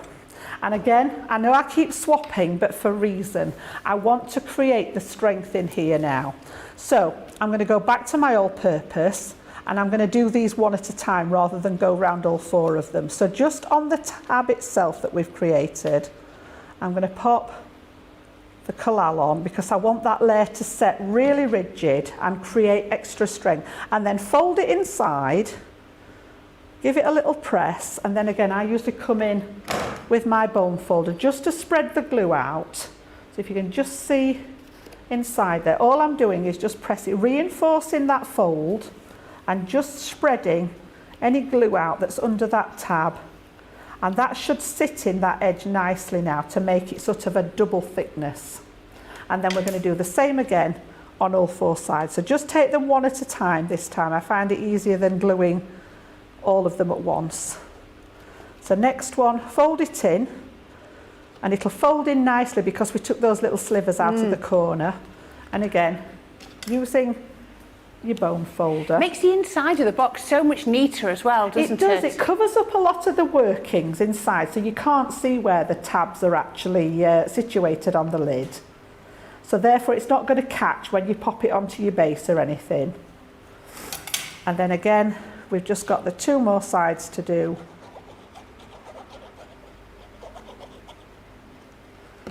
Pop it inside. Shadaya says, Nana Jan, some I think she meant tips and tricks on how do you not get busted tape pens? You hold it so casually. Do I not get what? Sorry, busted tape pens. Yes. I think it's not putting too much pressure on them, isn't it? Yeah. It's sort of, they've got the little finger ridge on the front here, and it's not being too hard with them. You know, the tape runs really smoothly. You don't have to press on hard. No. It's just stretching the tape across your project. Yeah. And obviously, if it hasn't quite caught in a place, it will catch when you stick it to the next bit that you're working on. So yeah, don't be too sort of hard with them, too much pressure on them. Bubble and Squeak says she loves this approach. Jan, will there be a project sheet for this, please, and where would I find it? Well, we don't normally do project sheets. Not a project sheet as such. No, the craft-alongs don't work like that. But this particular live show will be archived. You'll be able to find it on YouTube. If you look at Crafters TV on YouTube, once we've finished with the live, today it will be 5 o'clock because our Anne-Marie's coming back shortly to do her products at 4 o'clock. So at 5 o'clock, when we finish with the live, it then becomes archived on YouTube. So you can search on Crafters TV for the craft-alongs and look for today's date, and you'll be able to watch this show back at any given time. All right, whether you watch it on a phone or on a tablet, or even you can even cast them to your TV these days and watch us in the glory of your living room. On the big telly, our producer Johnny says. Well, that's what Shadia's doing, because she said she had to make a trip to Costco, so she's only just got back, so she's going to be watching it a bit late. But that's how it works. You can watch these anytime you like. Go on then, Jan. Say a prayer, Corrin. Do you want us to take the camera off you? No, I have total faith in you. Look at that. Perfect. There you go. Thank you, Terry, is all we can say. That's all I can say, yeah, because that could have been a sticky moment there, literally. So you've got those lovely shaker pieces inside there, and it is really strong. I thought you'd have to do something different because you've got 2 thicknesses on the lid.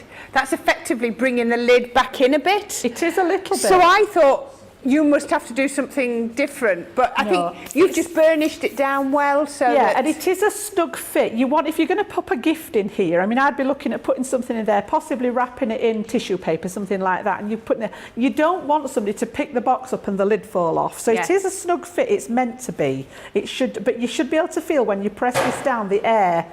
You should be able to feel it push it out of the sides. Okay, so that's.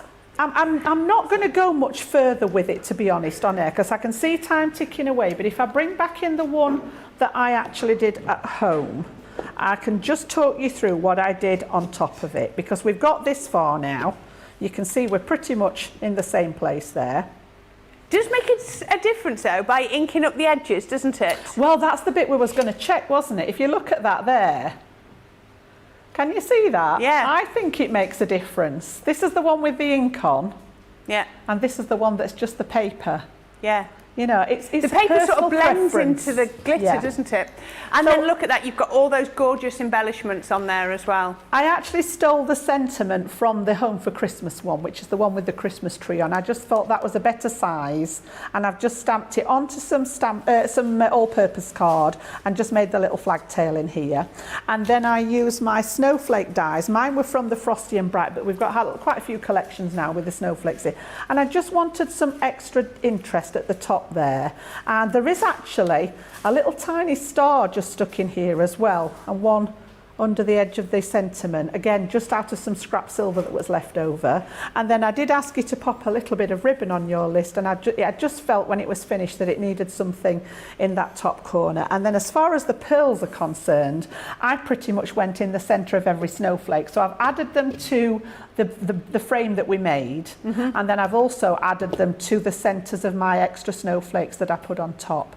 So again, however you want to do the top, it may be that if you've got this as in mind to put a gift in for someone, that you want to leave the sentiment until you actually get the gift and marry them up, so you've got your box ready there to decorate for whoever the recipient's going to be, or whether you're going to keep it to store something inside.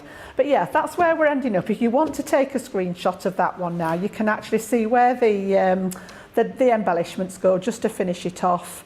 And we're as good as done. There is so much love for that. Linda says, beautiful, Jan. Zoe says, great box. Gilmore says, wow, what a stunning project. Panda says, yes, nice box there. Jan, I'm happy with my creation. I'll post you a picture. Lovely. Beautiful box, says Teresa. She's going to save the video for later. Brenda says, I like the inking. Nice touch. Oh, they're coming through so much. Now, one quick question before we go back to Rhonda. Carol Black says, I have issues with the sequin sticking to the sides. How can I stop that from happening? Right. Does she mean the size of the foam or to the acetate? No, I know exactly what she means. It does happen. Little tip for you. Yeah, they do. They tend to, because the sides of the foam, whatever you've used, are sticky, they often end up stuck. I've got some here under the design. So 2 options with that. If you've got the little anti-static pads that we use for stamping, you can actually rub this around the inside of the sticky tape, and it will take away the sticky. If you don't have one of these, something like talc or cornstarch, anything like that with a brush, just brush it around the inside before you finish it off, and it takes away the stickiness off there, and it should help. Perfect. Okay. So Rhonda, are you still with us? Have you finished yours, or are you still going? Well, I'm still working on it, but this is the lid. Look, well done. How pretty is that? That looks gorgeous. That is so pretty. Beautiful. There you go. And there we go. Is the base is the base done? Or the base is done. Yep. Brilliant. Excellent. Fantastic. And does your I'm putting you on the spot here. Does your top and your base fit together? No. No. No. But that's okay. I know how to fix it. You know how to fix it? Oh, good. Yeah. Well, I'm glad. I make a lot of boxes, and I knew something was not quite right, but I just kept going anyway. Okay. Did you, other than that, though, did you enjoy the craft along? I always do, yes. You always do. That's great. Well, this is like my 4th one, I think. It's your 4th one? Wow. Yeah. Oh, excellent. Well, hopefully we'll see you again soon. That's really, really fantastic. So have a great day, and we'd love to see a picture when it's finished, when you've put all the corrections right, and we'll see you again for another craft along soon. All right, thank you. Thank you for joining us. Okay. Right, that is lovely. I've just seen a lovely comment. I'm going to read it out quickly before we go over. From Gilmore, saying her daughter received the card I sent her a couple of weeks ago. Coincidentally, on the day she actually received her 1st degree black belt. She was so touched. Thank you, from Cara. That was lovely. That was her 8-year-old daughter, 10-year-old daughter. Oh, very young, but she got her 1st degree black belt. It was amazing. She sent some pictures. Very clever young lady. And it was our pleasure. I think it was myself and Ben, I think it was, that sent it over. Absolutely loved it, and so thank you. Right, well, we're going to have a very, very quick break. If you can join us after that, it's going to be all things Hunkydory again. I've no idea what Anne-Marie is going to be doing, but I'm sure it's going to be absolutely great fun. So if you'd like to just quickly watch this and then join us back in 2 or 3 minutes, and then we'll be all things Hunkydory for the next hour. So see you in a few minutes. Welcome to Crafters TV. With more than 35 hours of live shows each week, it's your home for all things craft. So join our family of craft experts with live tutorials and demonstrations every day. We shine the spotlight on new and innovative crafting products here on Crafters TV.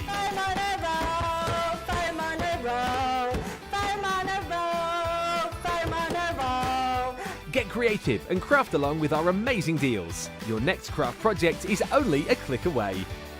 Tune in live 7 days a week or watch on catch up at crafterscompanion.com, Facebook or our YouTube channel. You can chat to us, craft along and meet new friends in our online crafting community. You entertain us, you give us a community to talk, in the chat. That wouldn't happen without you guys. It's like Crafters Companion is magical. There's magic here. You all had time with each other! You're not through to boot camp. Get off! There's a show for every type of crafter, from first-time dabblers to full-time makers. So, stop what you're doing and enjoy the fun here on Crafters TV.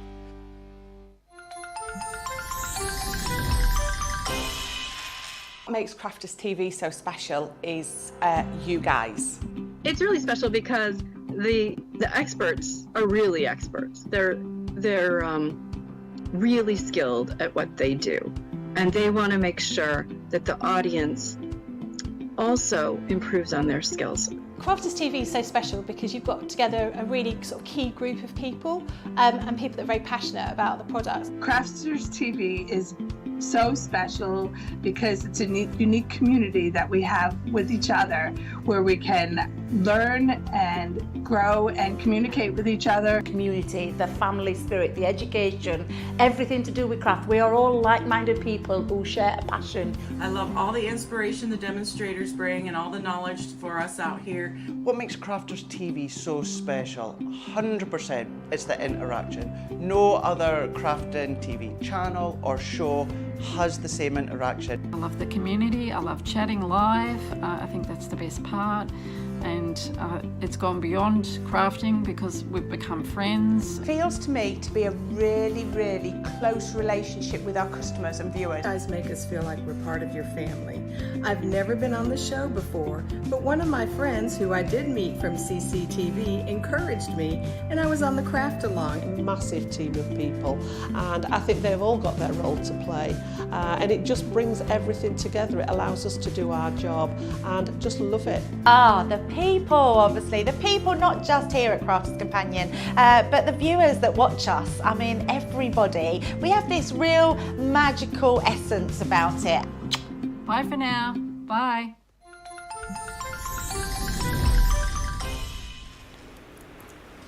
I'm loving those new graphics. Those swirly bits. They're very, very impressive, isn't it? Somebody's been having lessons in graphics, haven't they?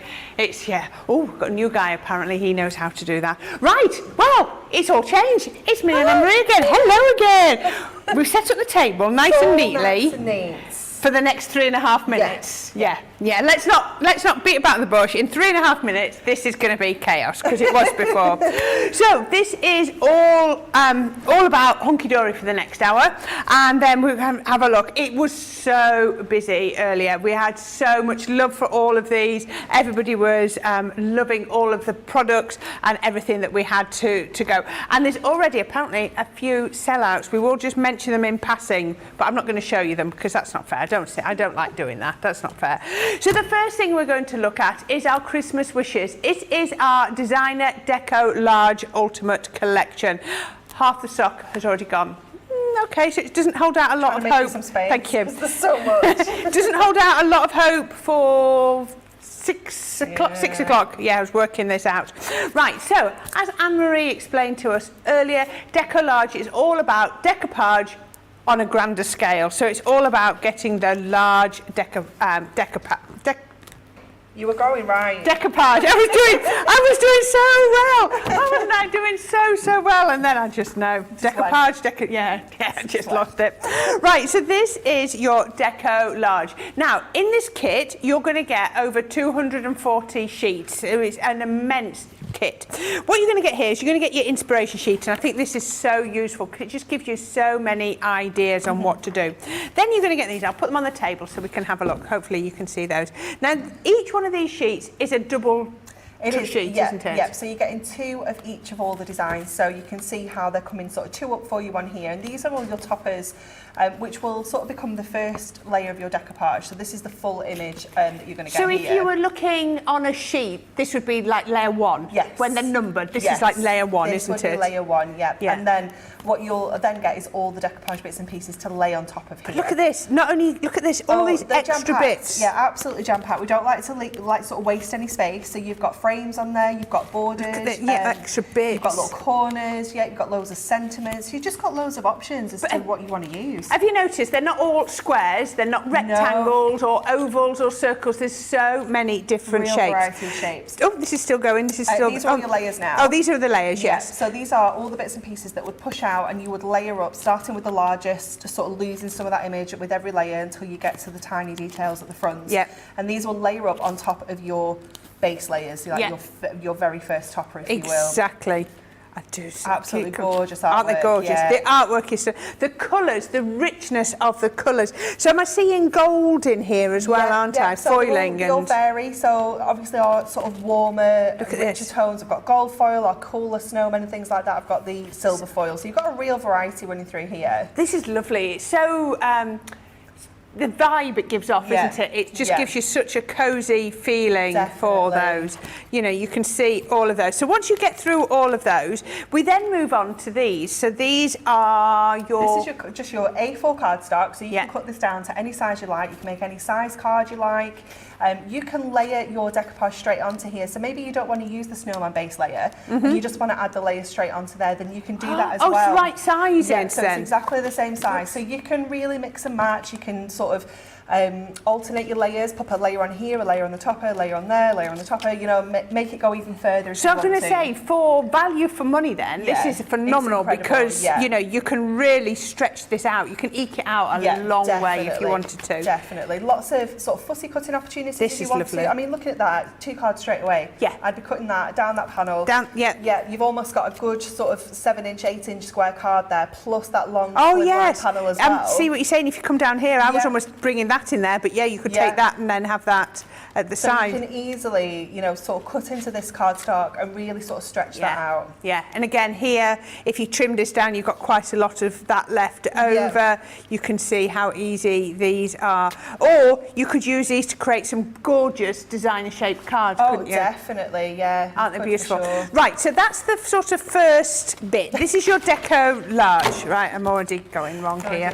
Right, okay, we're doing all right, we're doing all right. And then we have our little book. Yeah.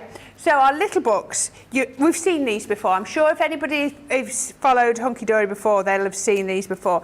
So you get in 244 sheets. 144 sheets, sorry. Yeah. It's 214 in total. And these, and you're going to get 6 of each of these designs. Yeah. So it's ideal for doing your own decoupage if you want to.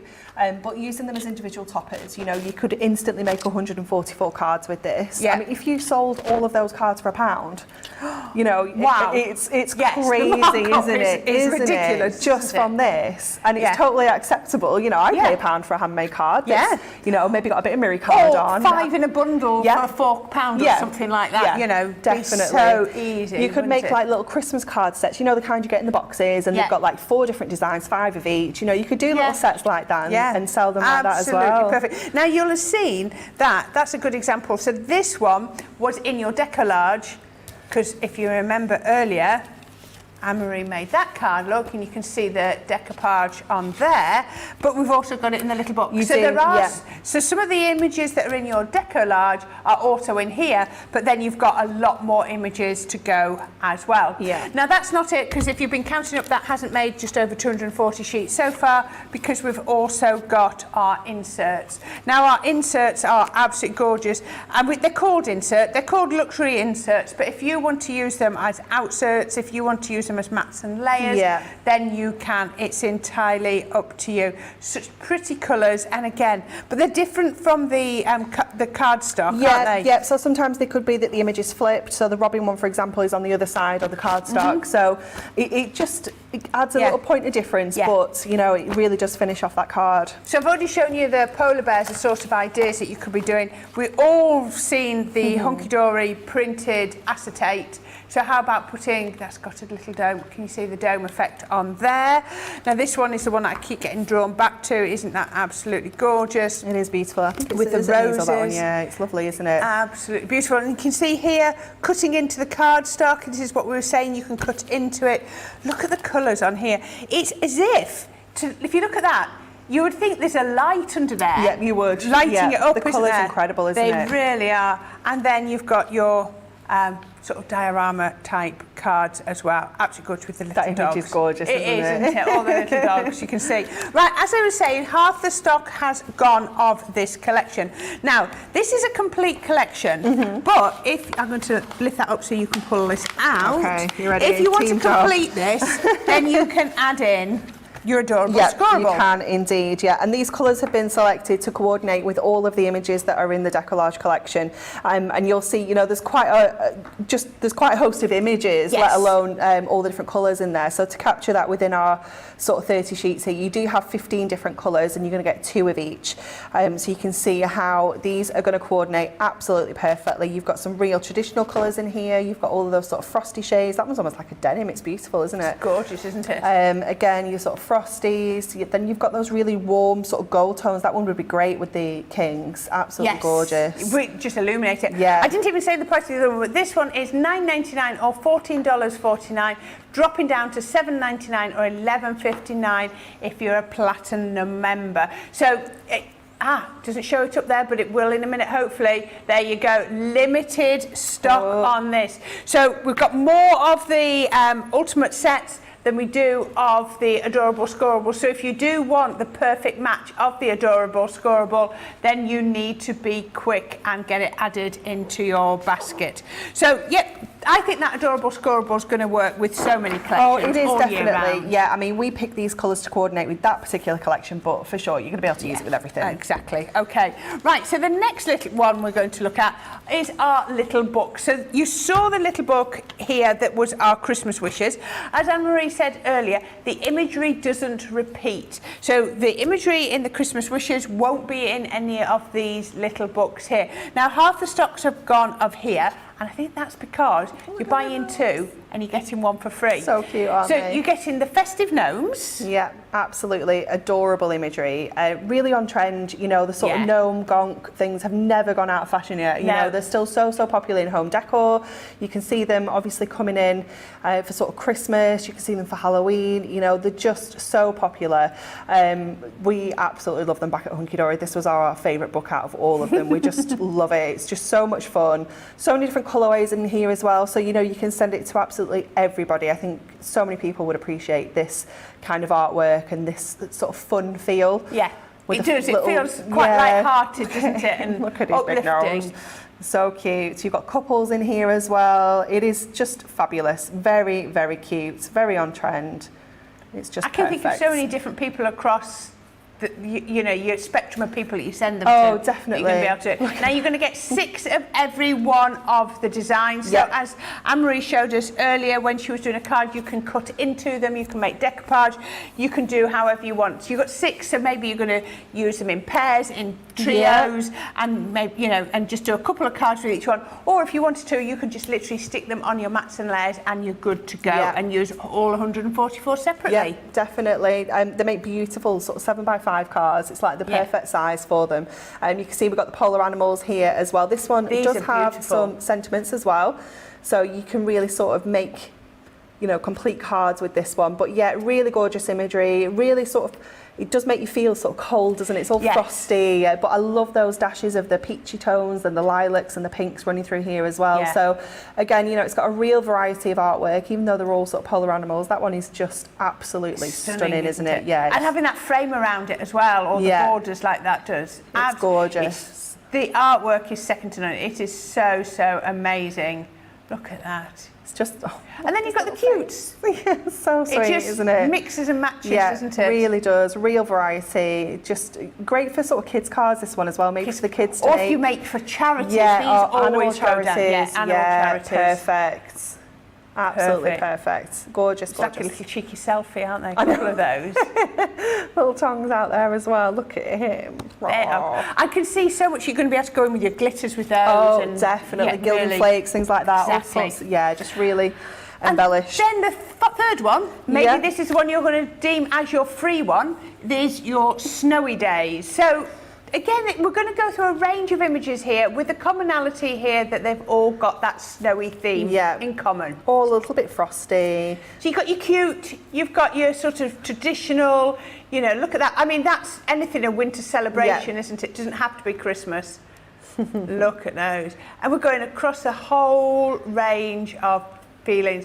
You know, I love that one with the sheep. Yeah. Oh, wrong one. That could be, I know I'm watching that. That could be artwork on the wall. Yeah, it could. Yeah, definitely. Maybe you bring out sort of Christmas artwork, you know, decor at this time of year. You know, you're sort of thinking you want to, you know, really change everything up, making everything super festive, then you can absolutely do that. I love the fireworks one as well. Yeah. It's really different, really unusual. So you're going through a lovely colour palette range in this one, Yeah, aren't you? absolutely. Look how stunning that one is. It's really, really beautiful. And then we jump to something really cute and really traditional. You know, you've got a real variety again. And I think that's the beauty of little books, is you are always going to find something for everybody in every single one. Exactly, yeah. Brilliant. So you're getting 24 designs in each one, 6 of each, and that's giving you your 144 sheets. If you do want those today, $19.98 or $28.99. But again, your platinum price is dropping right down to $15.98. So it's actually making each of those books just over £5 a book, which is amazing. £5.33 a book, which is amazing. That's awesome, isn't it? I know. $23.19. Now, another kit, because sometimes people like kits, and looking at the comments, my iPad's gone off, but I'll get that back up in a minute. The kits, people love the kits because they just love that everything is together. Yeah. You don't have to think about it. It's all colour coordinated. You've just got the whole range, it's all there. You can just get going straight away, can't you? And Deck the Halls is one of those. This is absolutely beautiful. Again, you've got that inspiration sheet.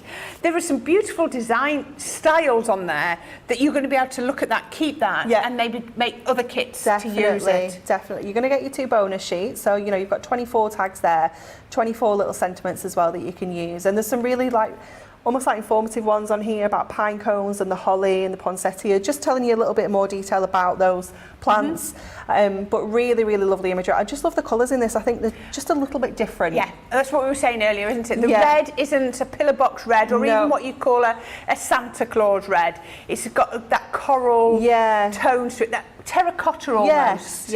Which is lovely. Absolutely beautiful. So with each one, you're going to get your topper sheet that you can see here, and then you get a number of you get your base foiled sheets. cardstock, and then you get your printed cardstock. So they come in like little sets of 3 if you were like little trios. Yeah. So again, you're going to get your toppers in that lovely sort of steely blue. Lovely colour. I know, it's gorgeous, isn't it? Your foil cardstock, so it's got that accent foil detail. It's not too much. And then you're going to get your printed cardstock. So they just work together so well. You can pop them in the little sets when you get home. It's one of my favourite things to do when I get a new collection like this, is just popping the little topper sets together and, you know, getting it all ready to go and just able to just get crafting with it then. So that's all your toppers and your cardstock. You're also going to get your inserts. So I will just quickly flick through them this way for you so you can see. Obviously, you know, you've seen our inserts before. You see how they match perfectly. They certainly do. You've got that beautiful sort of, almost like a watermark design on there.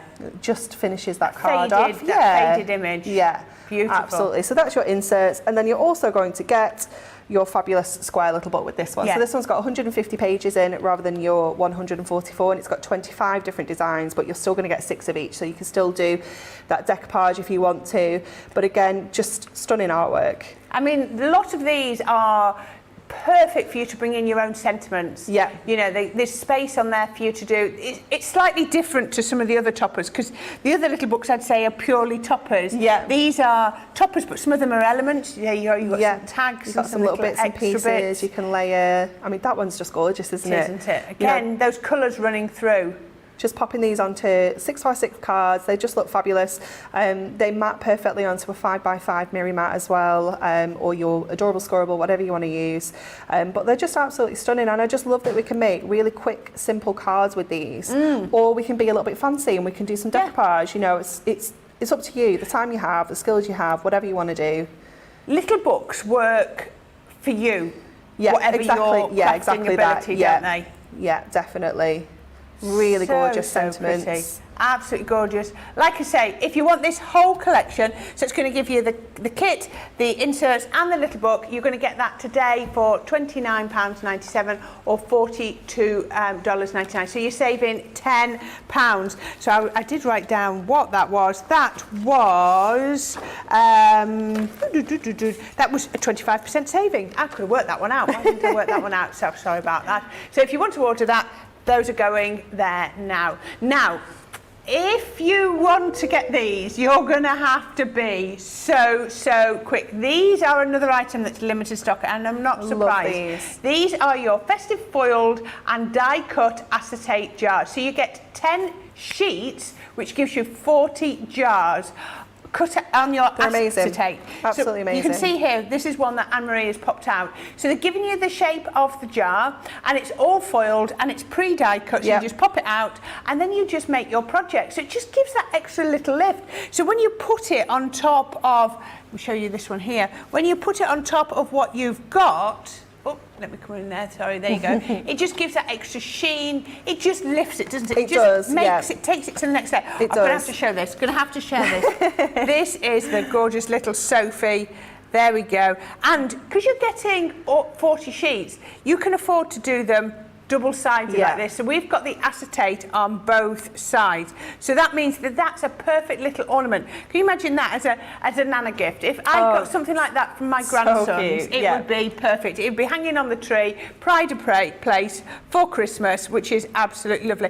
And what Anne-Marie was pointing out earlier is if the main side, the foiling is gold, there we go, hopefully you can see that's gold? But this one here on the reverse, it's silver. So the reverse of each sheet is silver. So you can use them with everything. The front of the sheet is gold. So you can use, it will work whichever colourway you're working with. Yeah, it's so clever. You need, so 40 sheets, $11.99, $17.39, but that's going to pop down to £9.59 or $13.91 if you are a Platinum member. But be quick, please be quick. They're limited stock. I'd hate people to be saying, I missed out on those, because I think this is going to be a sort of final warning on those. Definitely, definitely. Right, these are your Moonstone dies. So these are your Forever Florals. So you're going to get 2 in here. Yeah. So you've got Winter Wreath and Christmas Bouquet. So these are lovely. I'll turn them round so you can see. 3 dies in total. So for the circular one, it's a single die. And for the rectangle one, it's 2 dies. Yeah, so it's got going the to either be able to cut into or cut out of your cards. It's fabulous, isn't it? Look at, I love this, how simple this is. Just using a little bit of mirror card and just adding that drop shadow effect. What appeals to me is the non-symmetricalness of it. Is that the right word? Non-symmetrical. So it's all up at the top, and you've got this banner at the bottom where you could be putting, like you've done there, your sentiment or something. It's just nice to be not perfectly symmetrical. Yeah, I totally get that. And then that's that gorgeous wreath. It's absolutely stunning, isn't it? Using 2 halves together there to create a larger wreath, or you can do it sort of off the card as the front of the card. You know, so much you can do with that. It's beautiful. Absolutely stunning. And if you want both of those today, again, now this one you are going to be saving on here. You're going to be saving £5 on this. So this is dropped down to $24.98 or $31.49. But again, your Platinum price, wow. It's £19.98 or $25.19. So you're saving 15% before you've even got your Platinum price. Now, Winterbirds. Yes. So this is very, very clever. It is, it is. I should have made one of these up for you in the break. I didn't even think about it. There you go. I thought I'd try to put everything together. Now, what you've got is, shall I show one of them? So, yeah, if you take that one and that one. And that one. Right, so if you can find, you got the swans down there. So how this comes is, you're going to get, did we say 8 of these, or 12? 12 of these, wasn't it? 12, yeah. Yeah, so you're getting 12 of these sheets. So they're like your card bases. So you can fold it over just like that. Now this piece pops out.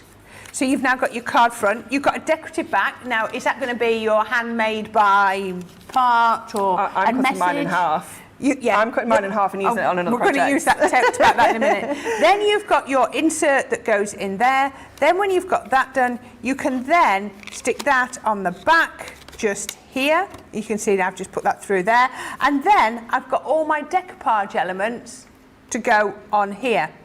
But as Anne-Marie just gave away, what you can do is you can cut this in half. Yeah. You can then maybe mount, oops, if I can pick it up, that bit's going to mount perfectly on there, on a card. You've got all your elements going on there. Then you've got this piece as a separate card. Are you going to use this? Are you not? How are you going to use this piece? Are you going to put Miri behind? Yeah. And then you've got your decoupage to go on there as well. But even like just scoring the front, creating a fold back or creating an easel, you know, you can create so many different looks just by what you do with that base card. Yeah, be perfect, wouldn't it? Yeah, oh, that would make a lovely easel. Then you could have that rotating in the middle. There. So we've got swans, we've got the kingfishers. We've got blue tits in there, we've got wrens, we've got robins, we've got absolutely all sorts. You can see all the colours when we sort of look at these. It's a lovely colour palette, isn't it? Yeah, really traditional, isn't it? Yeah. It's absolutely gorgeous. Greens, your red, browns, light blues. Yeah, a little bit of everything. Brown, and then your green and your paler blue as well. Beautiful, absolutely gorgeous. So you're getting the sheets, you're getting the decoupage, you're getting all of the inserts and your envelopes. Oh, and you're getting the envelopes as well. We forgot about that. And that is $14.99 or $21.74 per kit, or dropping down to $11.99 or $17.39 if you're a platinum member. Now, if you like that concept, we have got some more similar, haven't we? We do. So they all sort of stemmed from the original one, which we also have today, which was the Delightful Birds. Right. And then we brought you the Delightful Roses. So this is the same sort of concept, but you can see lovely sort of spring colours. I actually like this because I think it takes you right through the season. You've got those really rich sort of autumnal shades. That sort of burgundy red. Yeah, you've got that sort of spring green. We've got a more sort of peachy pink. You've got, again, going back to a red. That would be so easy to be winter, wouldn't it? Definitely, and the same with that one as well, remember, the greens. Each of these, this piece here is going to pop out if you so want. Well, it will pop out and then you can do it. Absolutely. And then you have the all your decoupage bits and pieces, all your inserts. There you go. So you can see all of those. So that one's going to go on one, that's going to go on another, and you have the inserts, and you have your envelopes. And you do get full step-by-step instructions as well. So if you're looking at these and thinking, I've absolutely no idea what I'm going to do, you do get your instructions included as well. Absolutely perfect. Absolutely brilliant. So you're going to get that today, $14.99 or $21.74. Right. Now, this is going to take me a couple of minutes to sort out.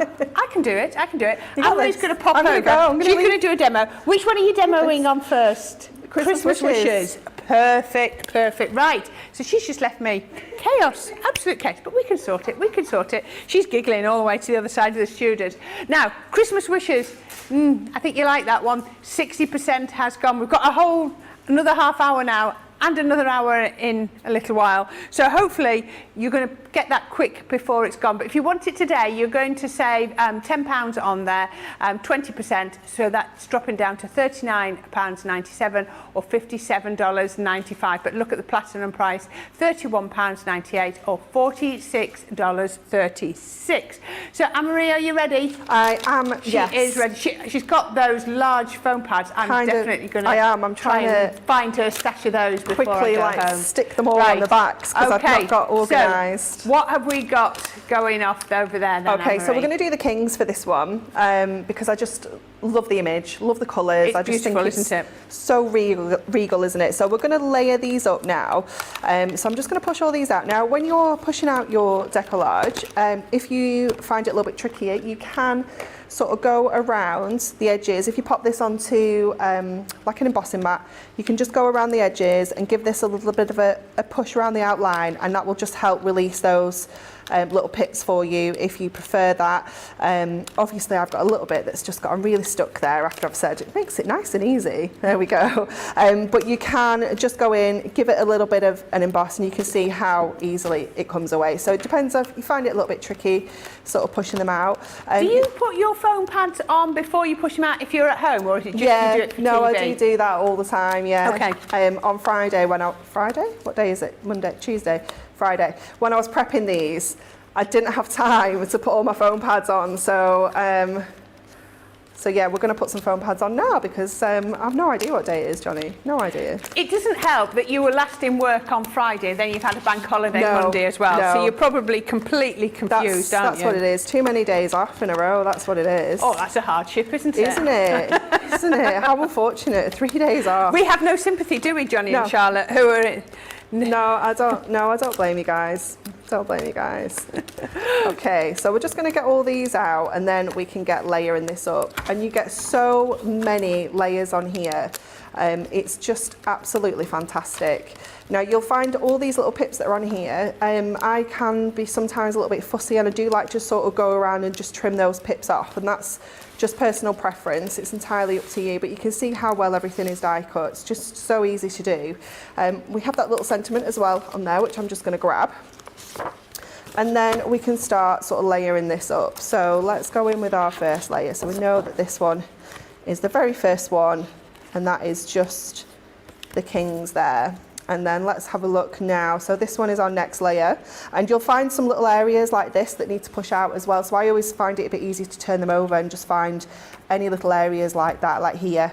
You can see them much better from the back, because if the design's quite busy on the front, it can be a bit tricky to see them. So just give them a little flip over, find all those little areas in there as well, and just start to build that design up.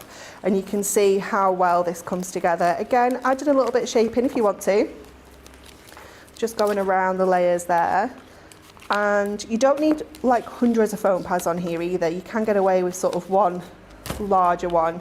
You just want to make sure that the areas that you're sort of layering up. So like here, we just need a couple up at the top. So let's just pop these in now as well, and then get this layer on. And you can see how it just is all coming together. It just instantly adds so much dimension to this image. And then we'll go with this one here. So just cutting that little bit away there. Just add a little bit of extra that came off the sheet, so we can put him in place as well. So having a variety of different sizes of foam pads really helps as well, because you can really mix and match with your large foam pad, your strips, the circular ones, you know, absolutely anything here. Just pop all those in there, so we can just lay him on next. Just making sure we've not missed any. I don't think we have. So then when we get to this sort of section, we've got this corner here which has got the sort of collar on his robe on his hand there. So that one is our next layer. Let's have a look if we can squeeze a chunky foam pad in there. Just trim that off and lay that in place. And then the next one, this is what happens to me. Does anyone else end up with foam pads stuck to the fingers like this? Or is it just me that's like... Get what stuck, sorry? Foam pads. Oh, yes. Yeah, yeah. Tape. We were talking about this yesterday. Tape, all sorts. Yeah, you go home with all sorts stuck to your clothes, don't you? Glitter on your face. Yeah. It's the hazards of the job, isn't it? Yeah. Always. There we go. It's so obvious where the layers go, isn't it is. Yeah, you can't go wrong. You really can't go wrong. But like I said in the earlier demo, if you do find it a little bit tricky, push them all out, lay them all together, and then sort of number them and do it that way as well. But there's just so much detail in this one. It's just marvelous. I'm just going to cut some of my strips into little skinnier pieces so we can layer these up. So we can just add all this detail, and obviously you don't have to use all these layers if you don't want to. No. You know, there's no rules that say, you know, your card is not complete if you don't have all those layers on. It's entirely up to you. So yeah, this is the thing, isn't it? It's about putting you in control and being able to do as much or as little as you want. And I love the foiling. You can see the foiling brilliant, is really popping through, it really is marvellous. It just adds so much to it, and I love that it's on every layer. So if you do decide to only use to ask you that. one or two, it's on every single layer. So you know, it's always going to look fabulous. And then we've just got these little pieces, so I'm just going to grab some of my, do I have some teeny tiny squares? We're going to have to cut some strips down, I think. So just cutting some of our little strips down, and then I'm going to grab my pokey tool and just add that one on there. because these ones do get really, really tiny. Let's put that one in place. And these, they're like minimal little pieces, but they do really make it once it's together, these ones. Do the different projects have different sort of sizes, if you know what I mean? It all depends on the artwork and the image, definitely. Yeah, you might find there's some that like you the don't polar go bear down. didn't have very many tiny ones on, whereas this one is quite detailed. Yeah, when you did the polar bear, you had his nose and his paws, but that was that was about it, wasn't it? Yes. Yeah, and there's still this piece here which I haven't pushed out, which is his hand here. Yeah. And there's also this piece which is off his headdress there. So there's smaller pieces there as well if you want to use them. So there's so much in there. So let's get the card now. So what we're doing with this one is we're actually going to use the insert on the outside. So just to mix it up a little bit, I think, nope, I didn't put one of the inside as well. So we're just having the outsidey one. And I just wanted to sort of show this because I think it's very easy for everyone to assume that they're just inserts, but it's hard to see how you could use them on the outside of your cards as well. So this one works really well because the colours are so rich in the image. It kind of really makes it pop even more off this insert. So we're going to add this to a square. So this is an 8x8 card. So we're going to pop that in place first of all, and then this is going to go on the inside of our card. All right. And then we're going to cut away some of that front to reveal this. So let's get this in first. Oops. It's another way of just sort of stretching that collection out as well, because obviously you get 36 of your inserts. So, you know, you could be saving your cardstock for other projects, or maybe you use a lot of cardstock and you want to, you know, you're thinking, well, how else can I make my cardstock go a bit further? Is by using your inserts instead. So then I've taken a tiny slither of our cardstock, and this is then going to go on the front over here, and we're going to cut away the white sections. All right, okay. So we'll get this together. So I'll do one more tape first, and then we can get it all stuck and cut away. So I'll just grab the backing off this piece. One thing I notice about Hunkydory is when you demonstrate it yourself and Natalie and Paulie, you're always very much into doing sort of different shaped cards. Yeah, we do. It's something that I think we kind of challenge ourselves because we want to, you know, show you as much variety as we can, because we don't want them to all look the same or be square or be, you know, rectangular. I mean, like I said, I am a sucker for an 8x8, so it is hard for me to sort of choose different sizes, but even doing something like this, even though we're still doing 8x8, it's going to look completely different. Yes. So then we're going to open that out and we're going to cut down here. So I'm just going to use my craft knife for this. I forgot you're a dab hand with a craft knife.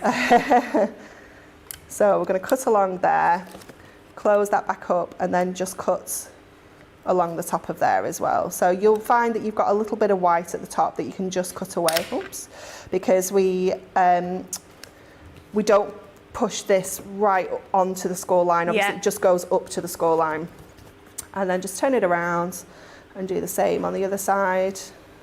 So just using that mirror as our guide, closing that up, and again, just trimming along the top. Just bring that in. And then I'm just going to flip that over, and I'm just going to trim this little section with my scissors. Always easier to overdo it, isn't it? And trim it down at the end. Trying to measure it to be the exact same size, and if then you cut it a little bit wonky and it doesn't look right, it's just, it would drive me insane. So I like to do that way. There we go. So then that's going to sit on top of there, and you can just see how it really sort of pops from that background. Especially having it flipped. Yeah, it's nice, isn't it? And then we've got a couple of different sentiments. So we're going to have "May all the joys of this festive season be yours," and then we're going to pop the "Merry Christmas" up there as well. So let's get these in place now. So a couple of foam pads on the back of here. I think you're right. It really does work because of the richness of the colours. Yeah. It just takes it down a step without losing anything from it. It really does. So I'm just going to bring that over a little bit so it's not as close to the edge. We can add our sentiment. So again, we don't need huge amounts of foam pads on here, but again, it just helps lift it off the background.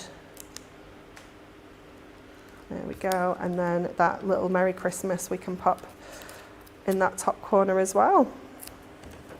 And obviously this is the kind of card, the kind of colours that you can really go to town on with, like your gemstones and things, because the colours are so vibrant and so rich.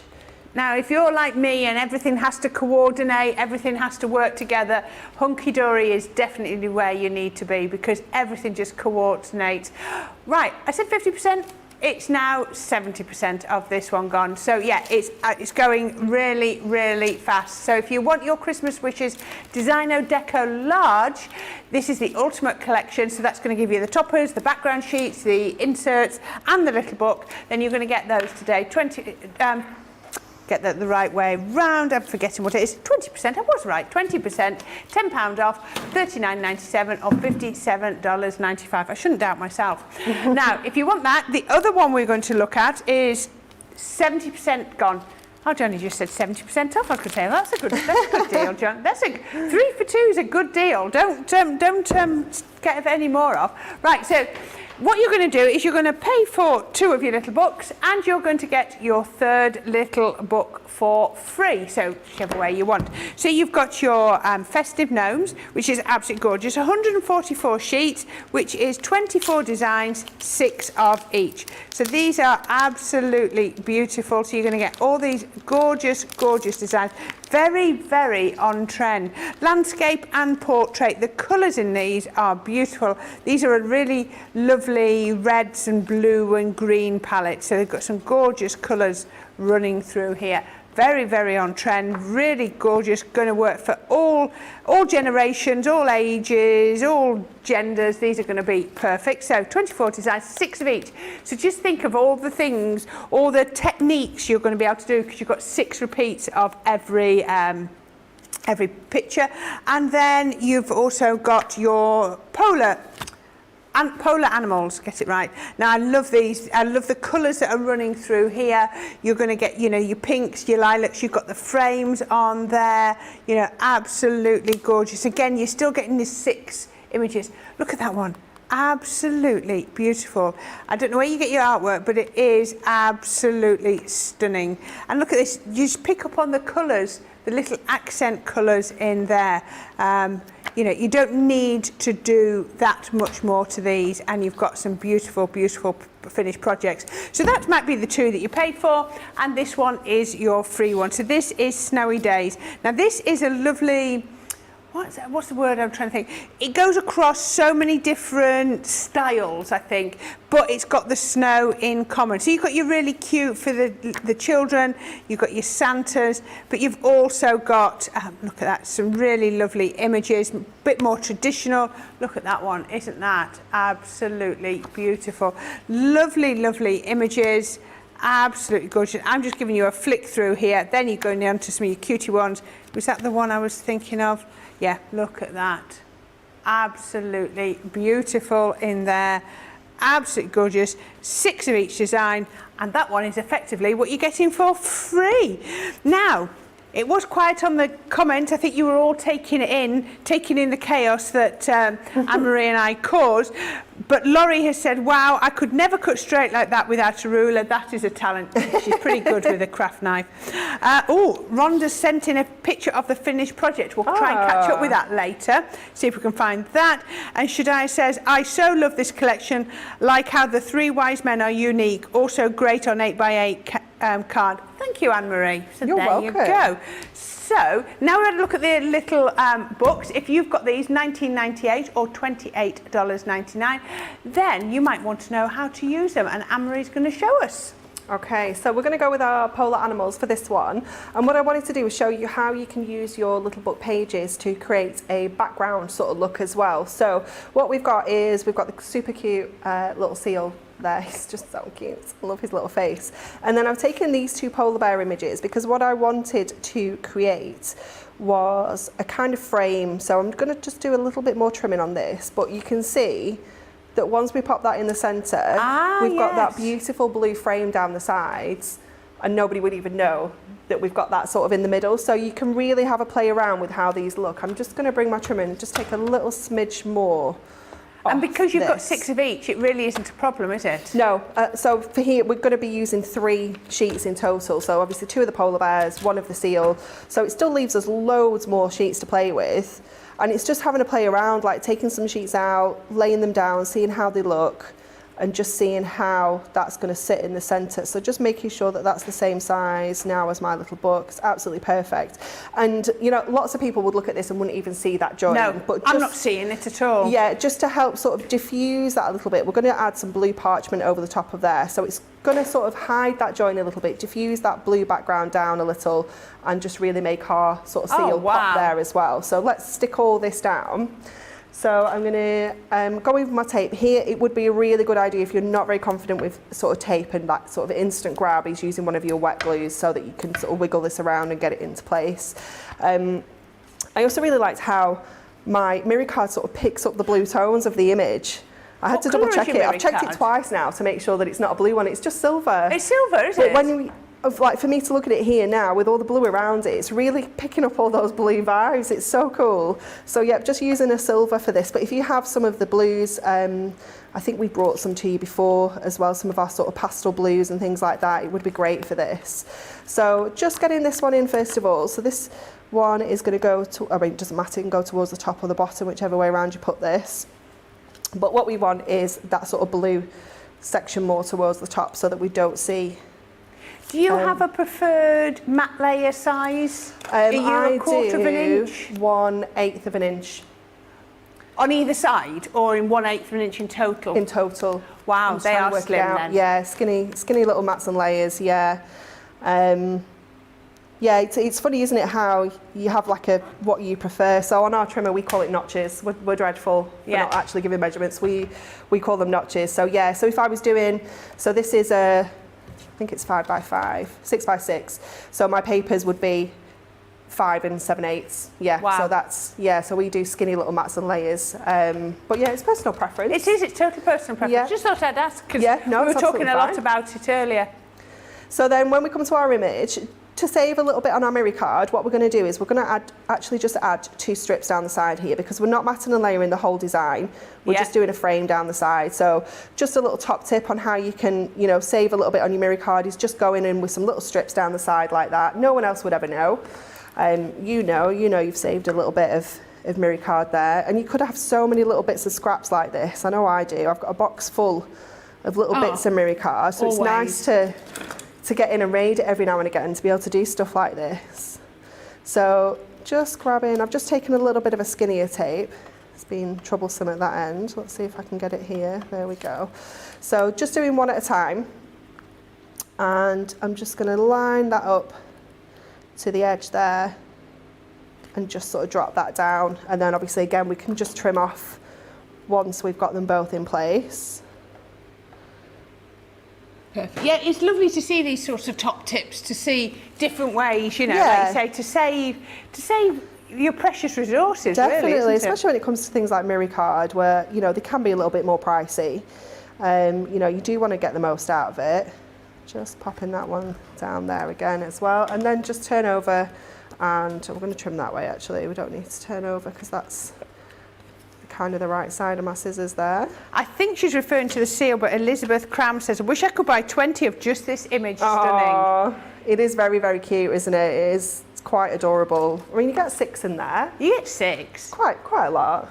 So then we're going to stick this parchment down. So obviously we don't want to, this one is quite, we would see our tape through this one. So you just need to be careful about where you put your tape, just be quite clever with it. Obviously we can hide it underneath the image here because we're going to lay it straight over. That's what it's about, isn't it? It's thinking about your finished project. But actually, do you know what? That it's isn't not very bad, is visible it? at all. It is not bad. But yeah, it's just trying to be one step ahead, isn't it? And just having to think about how it's going to look when it's completed. And so do you know, nobody would ever know that you've cut into other pages to create that. No, absolutely not. They wouldn't know that we've just used little strips of mirror down the sides here.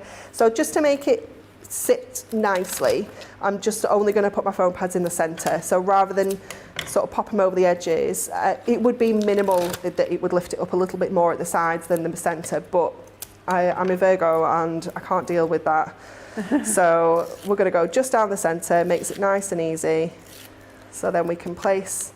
I'm trying to count up how many different size foam pads and tape you have been using, because I think every project you've done the circles, the strips, the large glue pads, dots, a little bit of everything, Okay, and then we can go in with a little bit of decoupage on here, so we can add these florals onto the base here, and they almost look a little bit like poinsettias. They're gorgeous. They do, don't they? Yeah.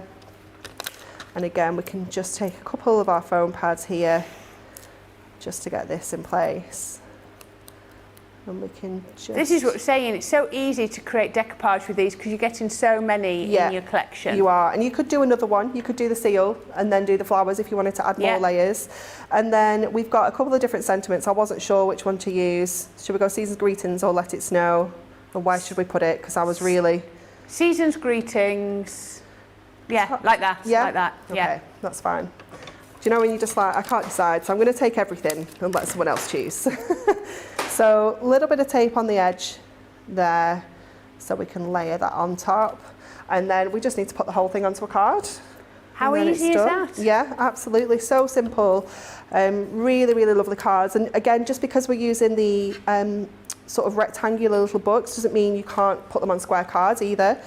You know, don't feel you're just limited to that shape of card. Get your dies out, you know, really mix these little books up, give them a completely different feel by cutting them out with your fancy dies or just your circles or your ovals. Oops. So many ways to use these and so many different effects that you can create. There we go. Wow. Isn't that absolutely gorgeous? So different. The colourways are so different. I do love that. Absolutely beautiful. Right, I'm being told, oh, we need Jan's craft along. I've already been and fetched it. I went and fetched it. Oh, have we got Rhonda's picture? Can we see Rhonda's picture? There we are, her base list. There we go.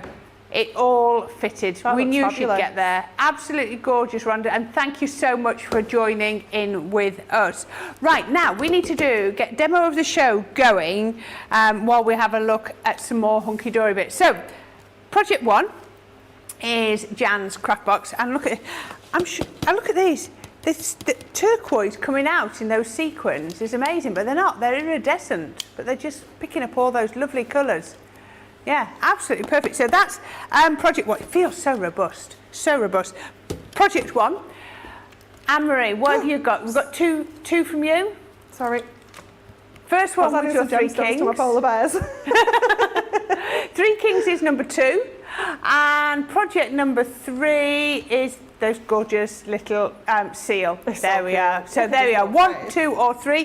If you could vote, then our Caitlin is going to let us know. Right. So what we're going to for winter delightful birds. Oh, there we go. Oh, we had a quick look at this one earlier. I was being really good. Look at this. It's very look, deck the halls. Yeah. It's all I was quite. I impressed even myself. Yeah. I impressed even myself. Right, this is the Winter Delightful Bird. Yeah, 5 minutes and she'll have ruined it for me again. It won't even take me 5 minutes. Doesn't need that long. Right, this is a gorgeous kit, and you're going to get this for $14.99 or $21.74. Now, as Anne-Marie said, you're going to get full instructions with this to show you how to make up your cards if you want to make them true to style. Yes, yeah. Sort of but I'm sure you're crafty and you will be able to see lots of different ways to snip into these to elongate and extend this kit. So we're going to have all the envelopes that you need. You're going to have the inserts that you need, and you're going to have the card fronts that you need. Now, the image pops out of the card front. I had that one here and I've lost it. One. Where's it gone? It's gone somewhere. It was here, so there it is. I knew I had it. So the image pops out. That means then that you can fold it over. You can add the insert in here if you want to, add your topper, and then you can decoupage it up and create that. So that is the true to style. If you wanted to, though, you can be cutting this out, adding this to a card blank, and then you've got another one on there, and then you can be maybe mixing and matching, as we were saying earlier. Definitely. Looking at this, I could use that for one, that for another, that for one, and then just mix and match them around so that I reduce it down. But you are getting 2 sets of those anyway. So it's 12 card blanks 12 in total. cards in total, so 2 6 green, different colours. brown, pale blue, dark blue, goldy brown, red, and the green again. So yeah, you're getting all of those. And you're getting all of that set for $14.99 or $21.74. Amazing, amazing price for there. Now, the next one we've got is a Delightful Roses. I wasn't sure whether it's This would keep the name same, you know. Yeah. It's all delightful.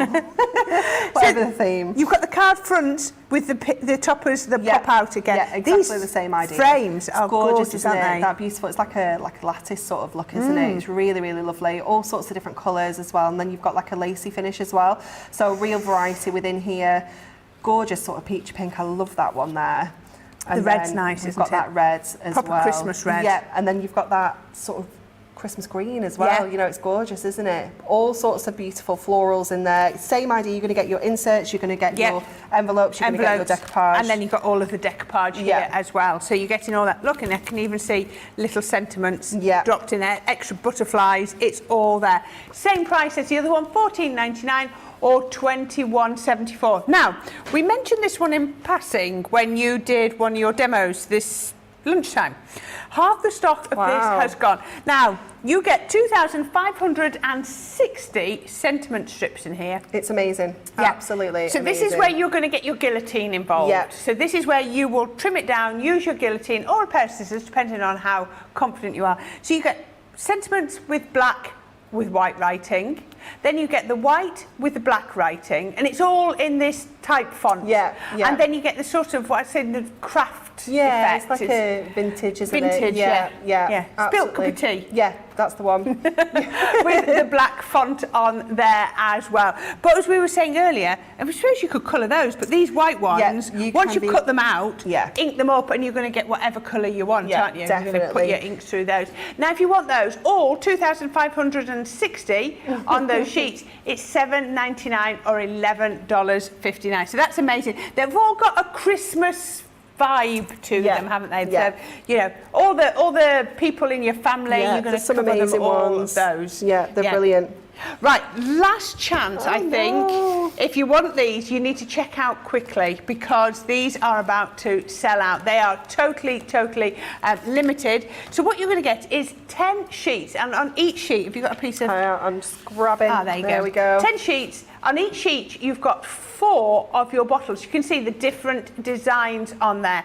Now, it's foiled in the gold, but if you flip them over, it's the reverse has got a silver foiling on, so it's entirely up to you which side you want. They're printed and they are pre-die cut. So these are your gorgeous acetate that you're going to be able to put on your projects, your scrapbooks, your home decor, however you want to use them. Oh, you've got the one that's already cut somewhere. out. There it is. There you are. So once you cut those out, I'm going to say you can be putting them onto your projects like that. I just think they just add another dimension. It's just something else, isn't it? Yeah, Something a little bit different. Or you can have them as standalone. Now these are $11.99 or $17.39. Your platinum price for these is £9.59 or $13.91. But you're going to have to be quick because these, I'm pretty certain, aren't going to be here at 6 o'clock. Now we have a winner. Not really surprising, I think, from the time. It is stunning. It's demo number 1.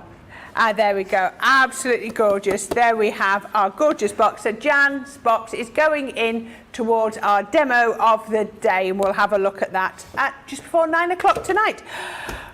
Right, we've just got 1 hour left before we're back on again. So it's quick turnaround, and we've got more demos with all of this? More demos with this, yeah, absolutely, all sorts still. Our decoupage, you know, deck the halls, the little books. Yeah. Oh, we've just been told one of the delightful birds. Yeah, we can do that. Absolutely, that would be great. And the other one that you need to be quick on, I think, is your adorable scoreable. So this is going very, very fast too. So you're getting all 30 sheets in those beautiful colours that match perfectly with your deco large. So $9.99 or $14.49. If I could say I could count them in one hand, I wouldn't be lying. So there you go. Platinum price, $7.99 or $11.59. And remember, you're getting 30 sheets, so it's phenomenal, phenomenal value. So we're going to disappear now. We will be back 6 p.m. UK time, 1 p.m. East Coast. So if you please come back and join us. If in that meantime you finish your craft along, please send in pictures. We'd love to see them. And we're going to be looking, as well as the Hunkydory, we're going to be doing a lot more from the magazine, the Crafters Inspiration Volume 5. Oh, and we've got a sneaky preview of something that I'm going to be bringing you tomorrow. Yeah, it's going to get messy tomorrow. So come back at, well, that'll be at 7 o'clock and we'll show you then. I don't know if they've realised what they've let themselves in for, giving me that to launch tomorrow. Yeah, I won't be wearing the white dress. You won't be wearing the white dress. Right, so please come back in an hour. It's been lovely to have your company. Thank you for everyone who's joined in with the craft along and all of your fantastic comments. And we'll see you in an hour. Bye for now.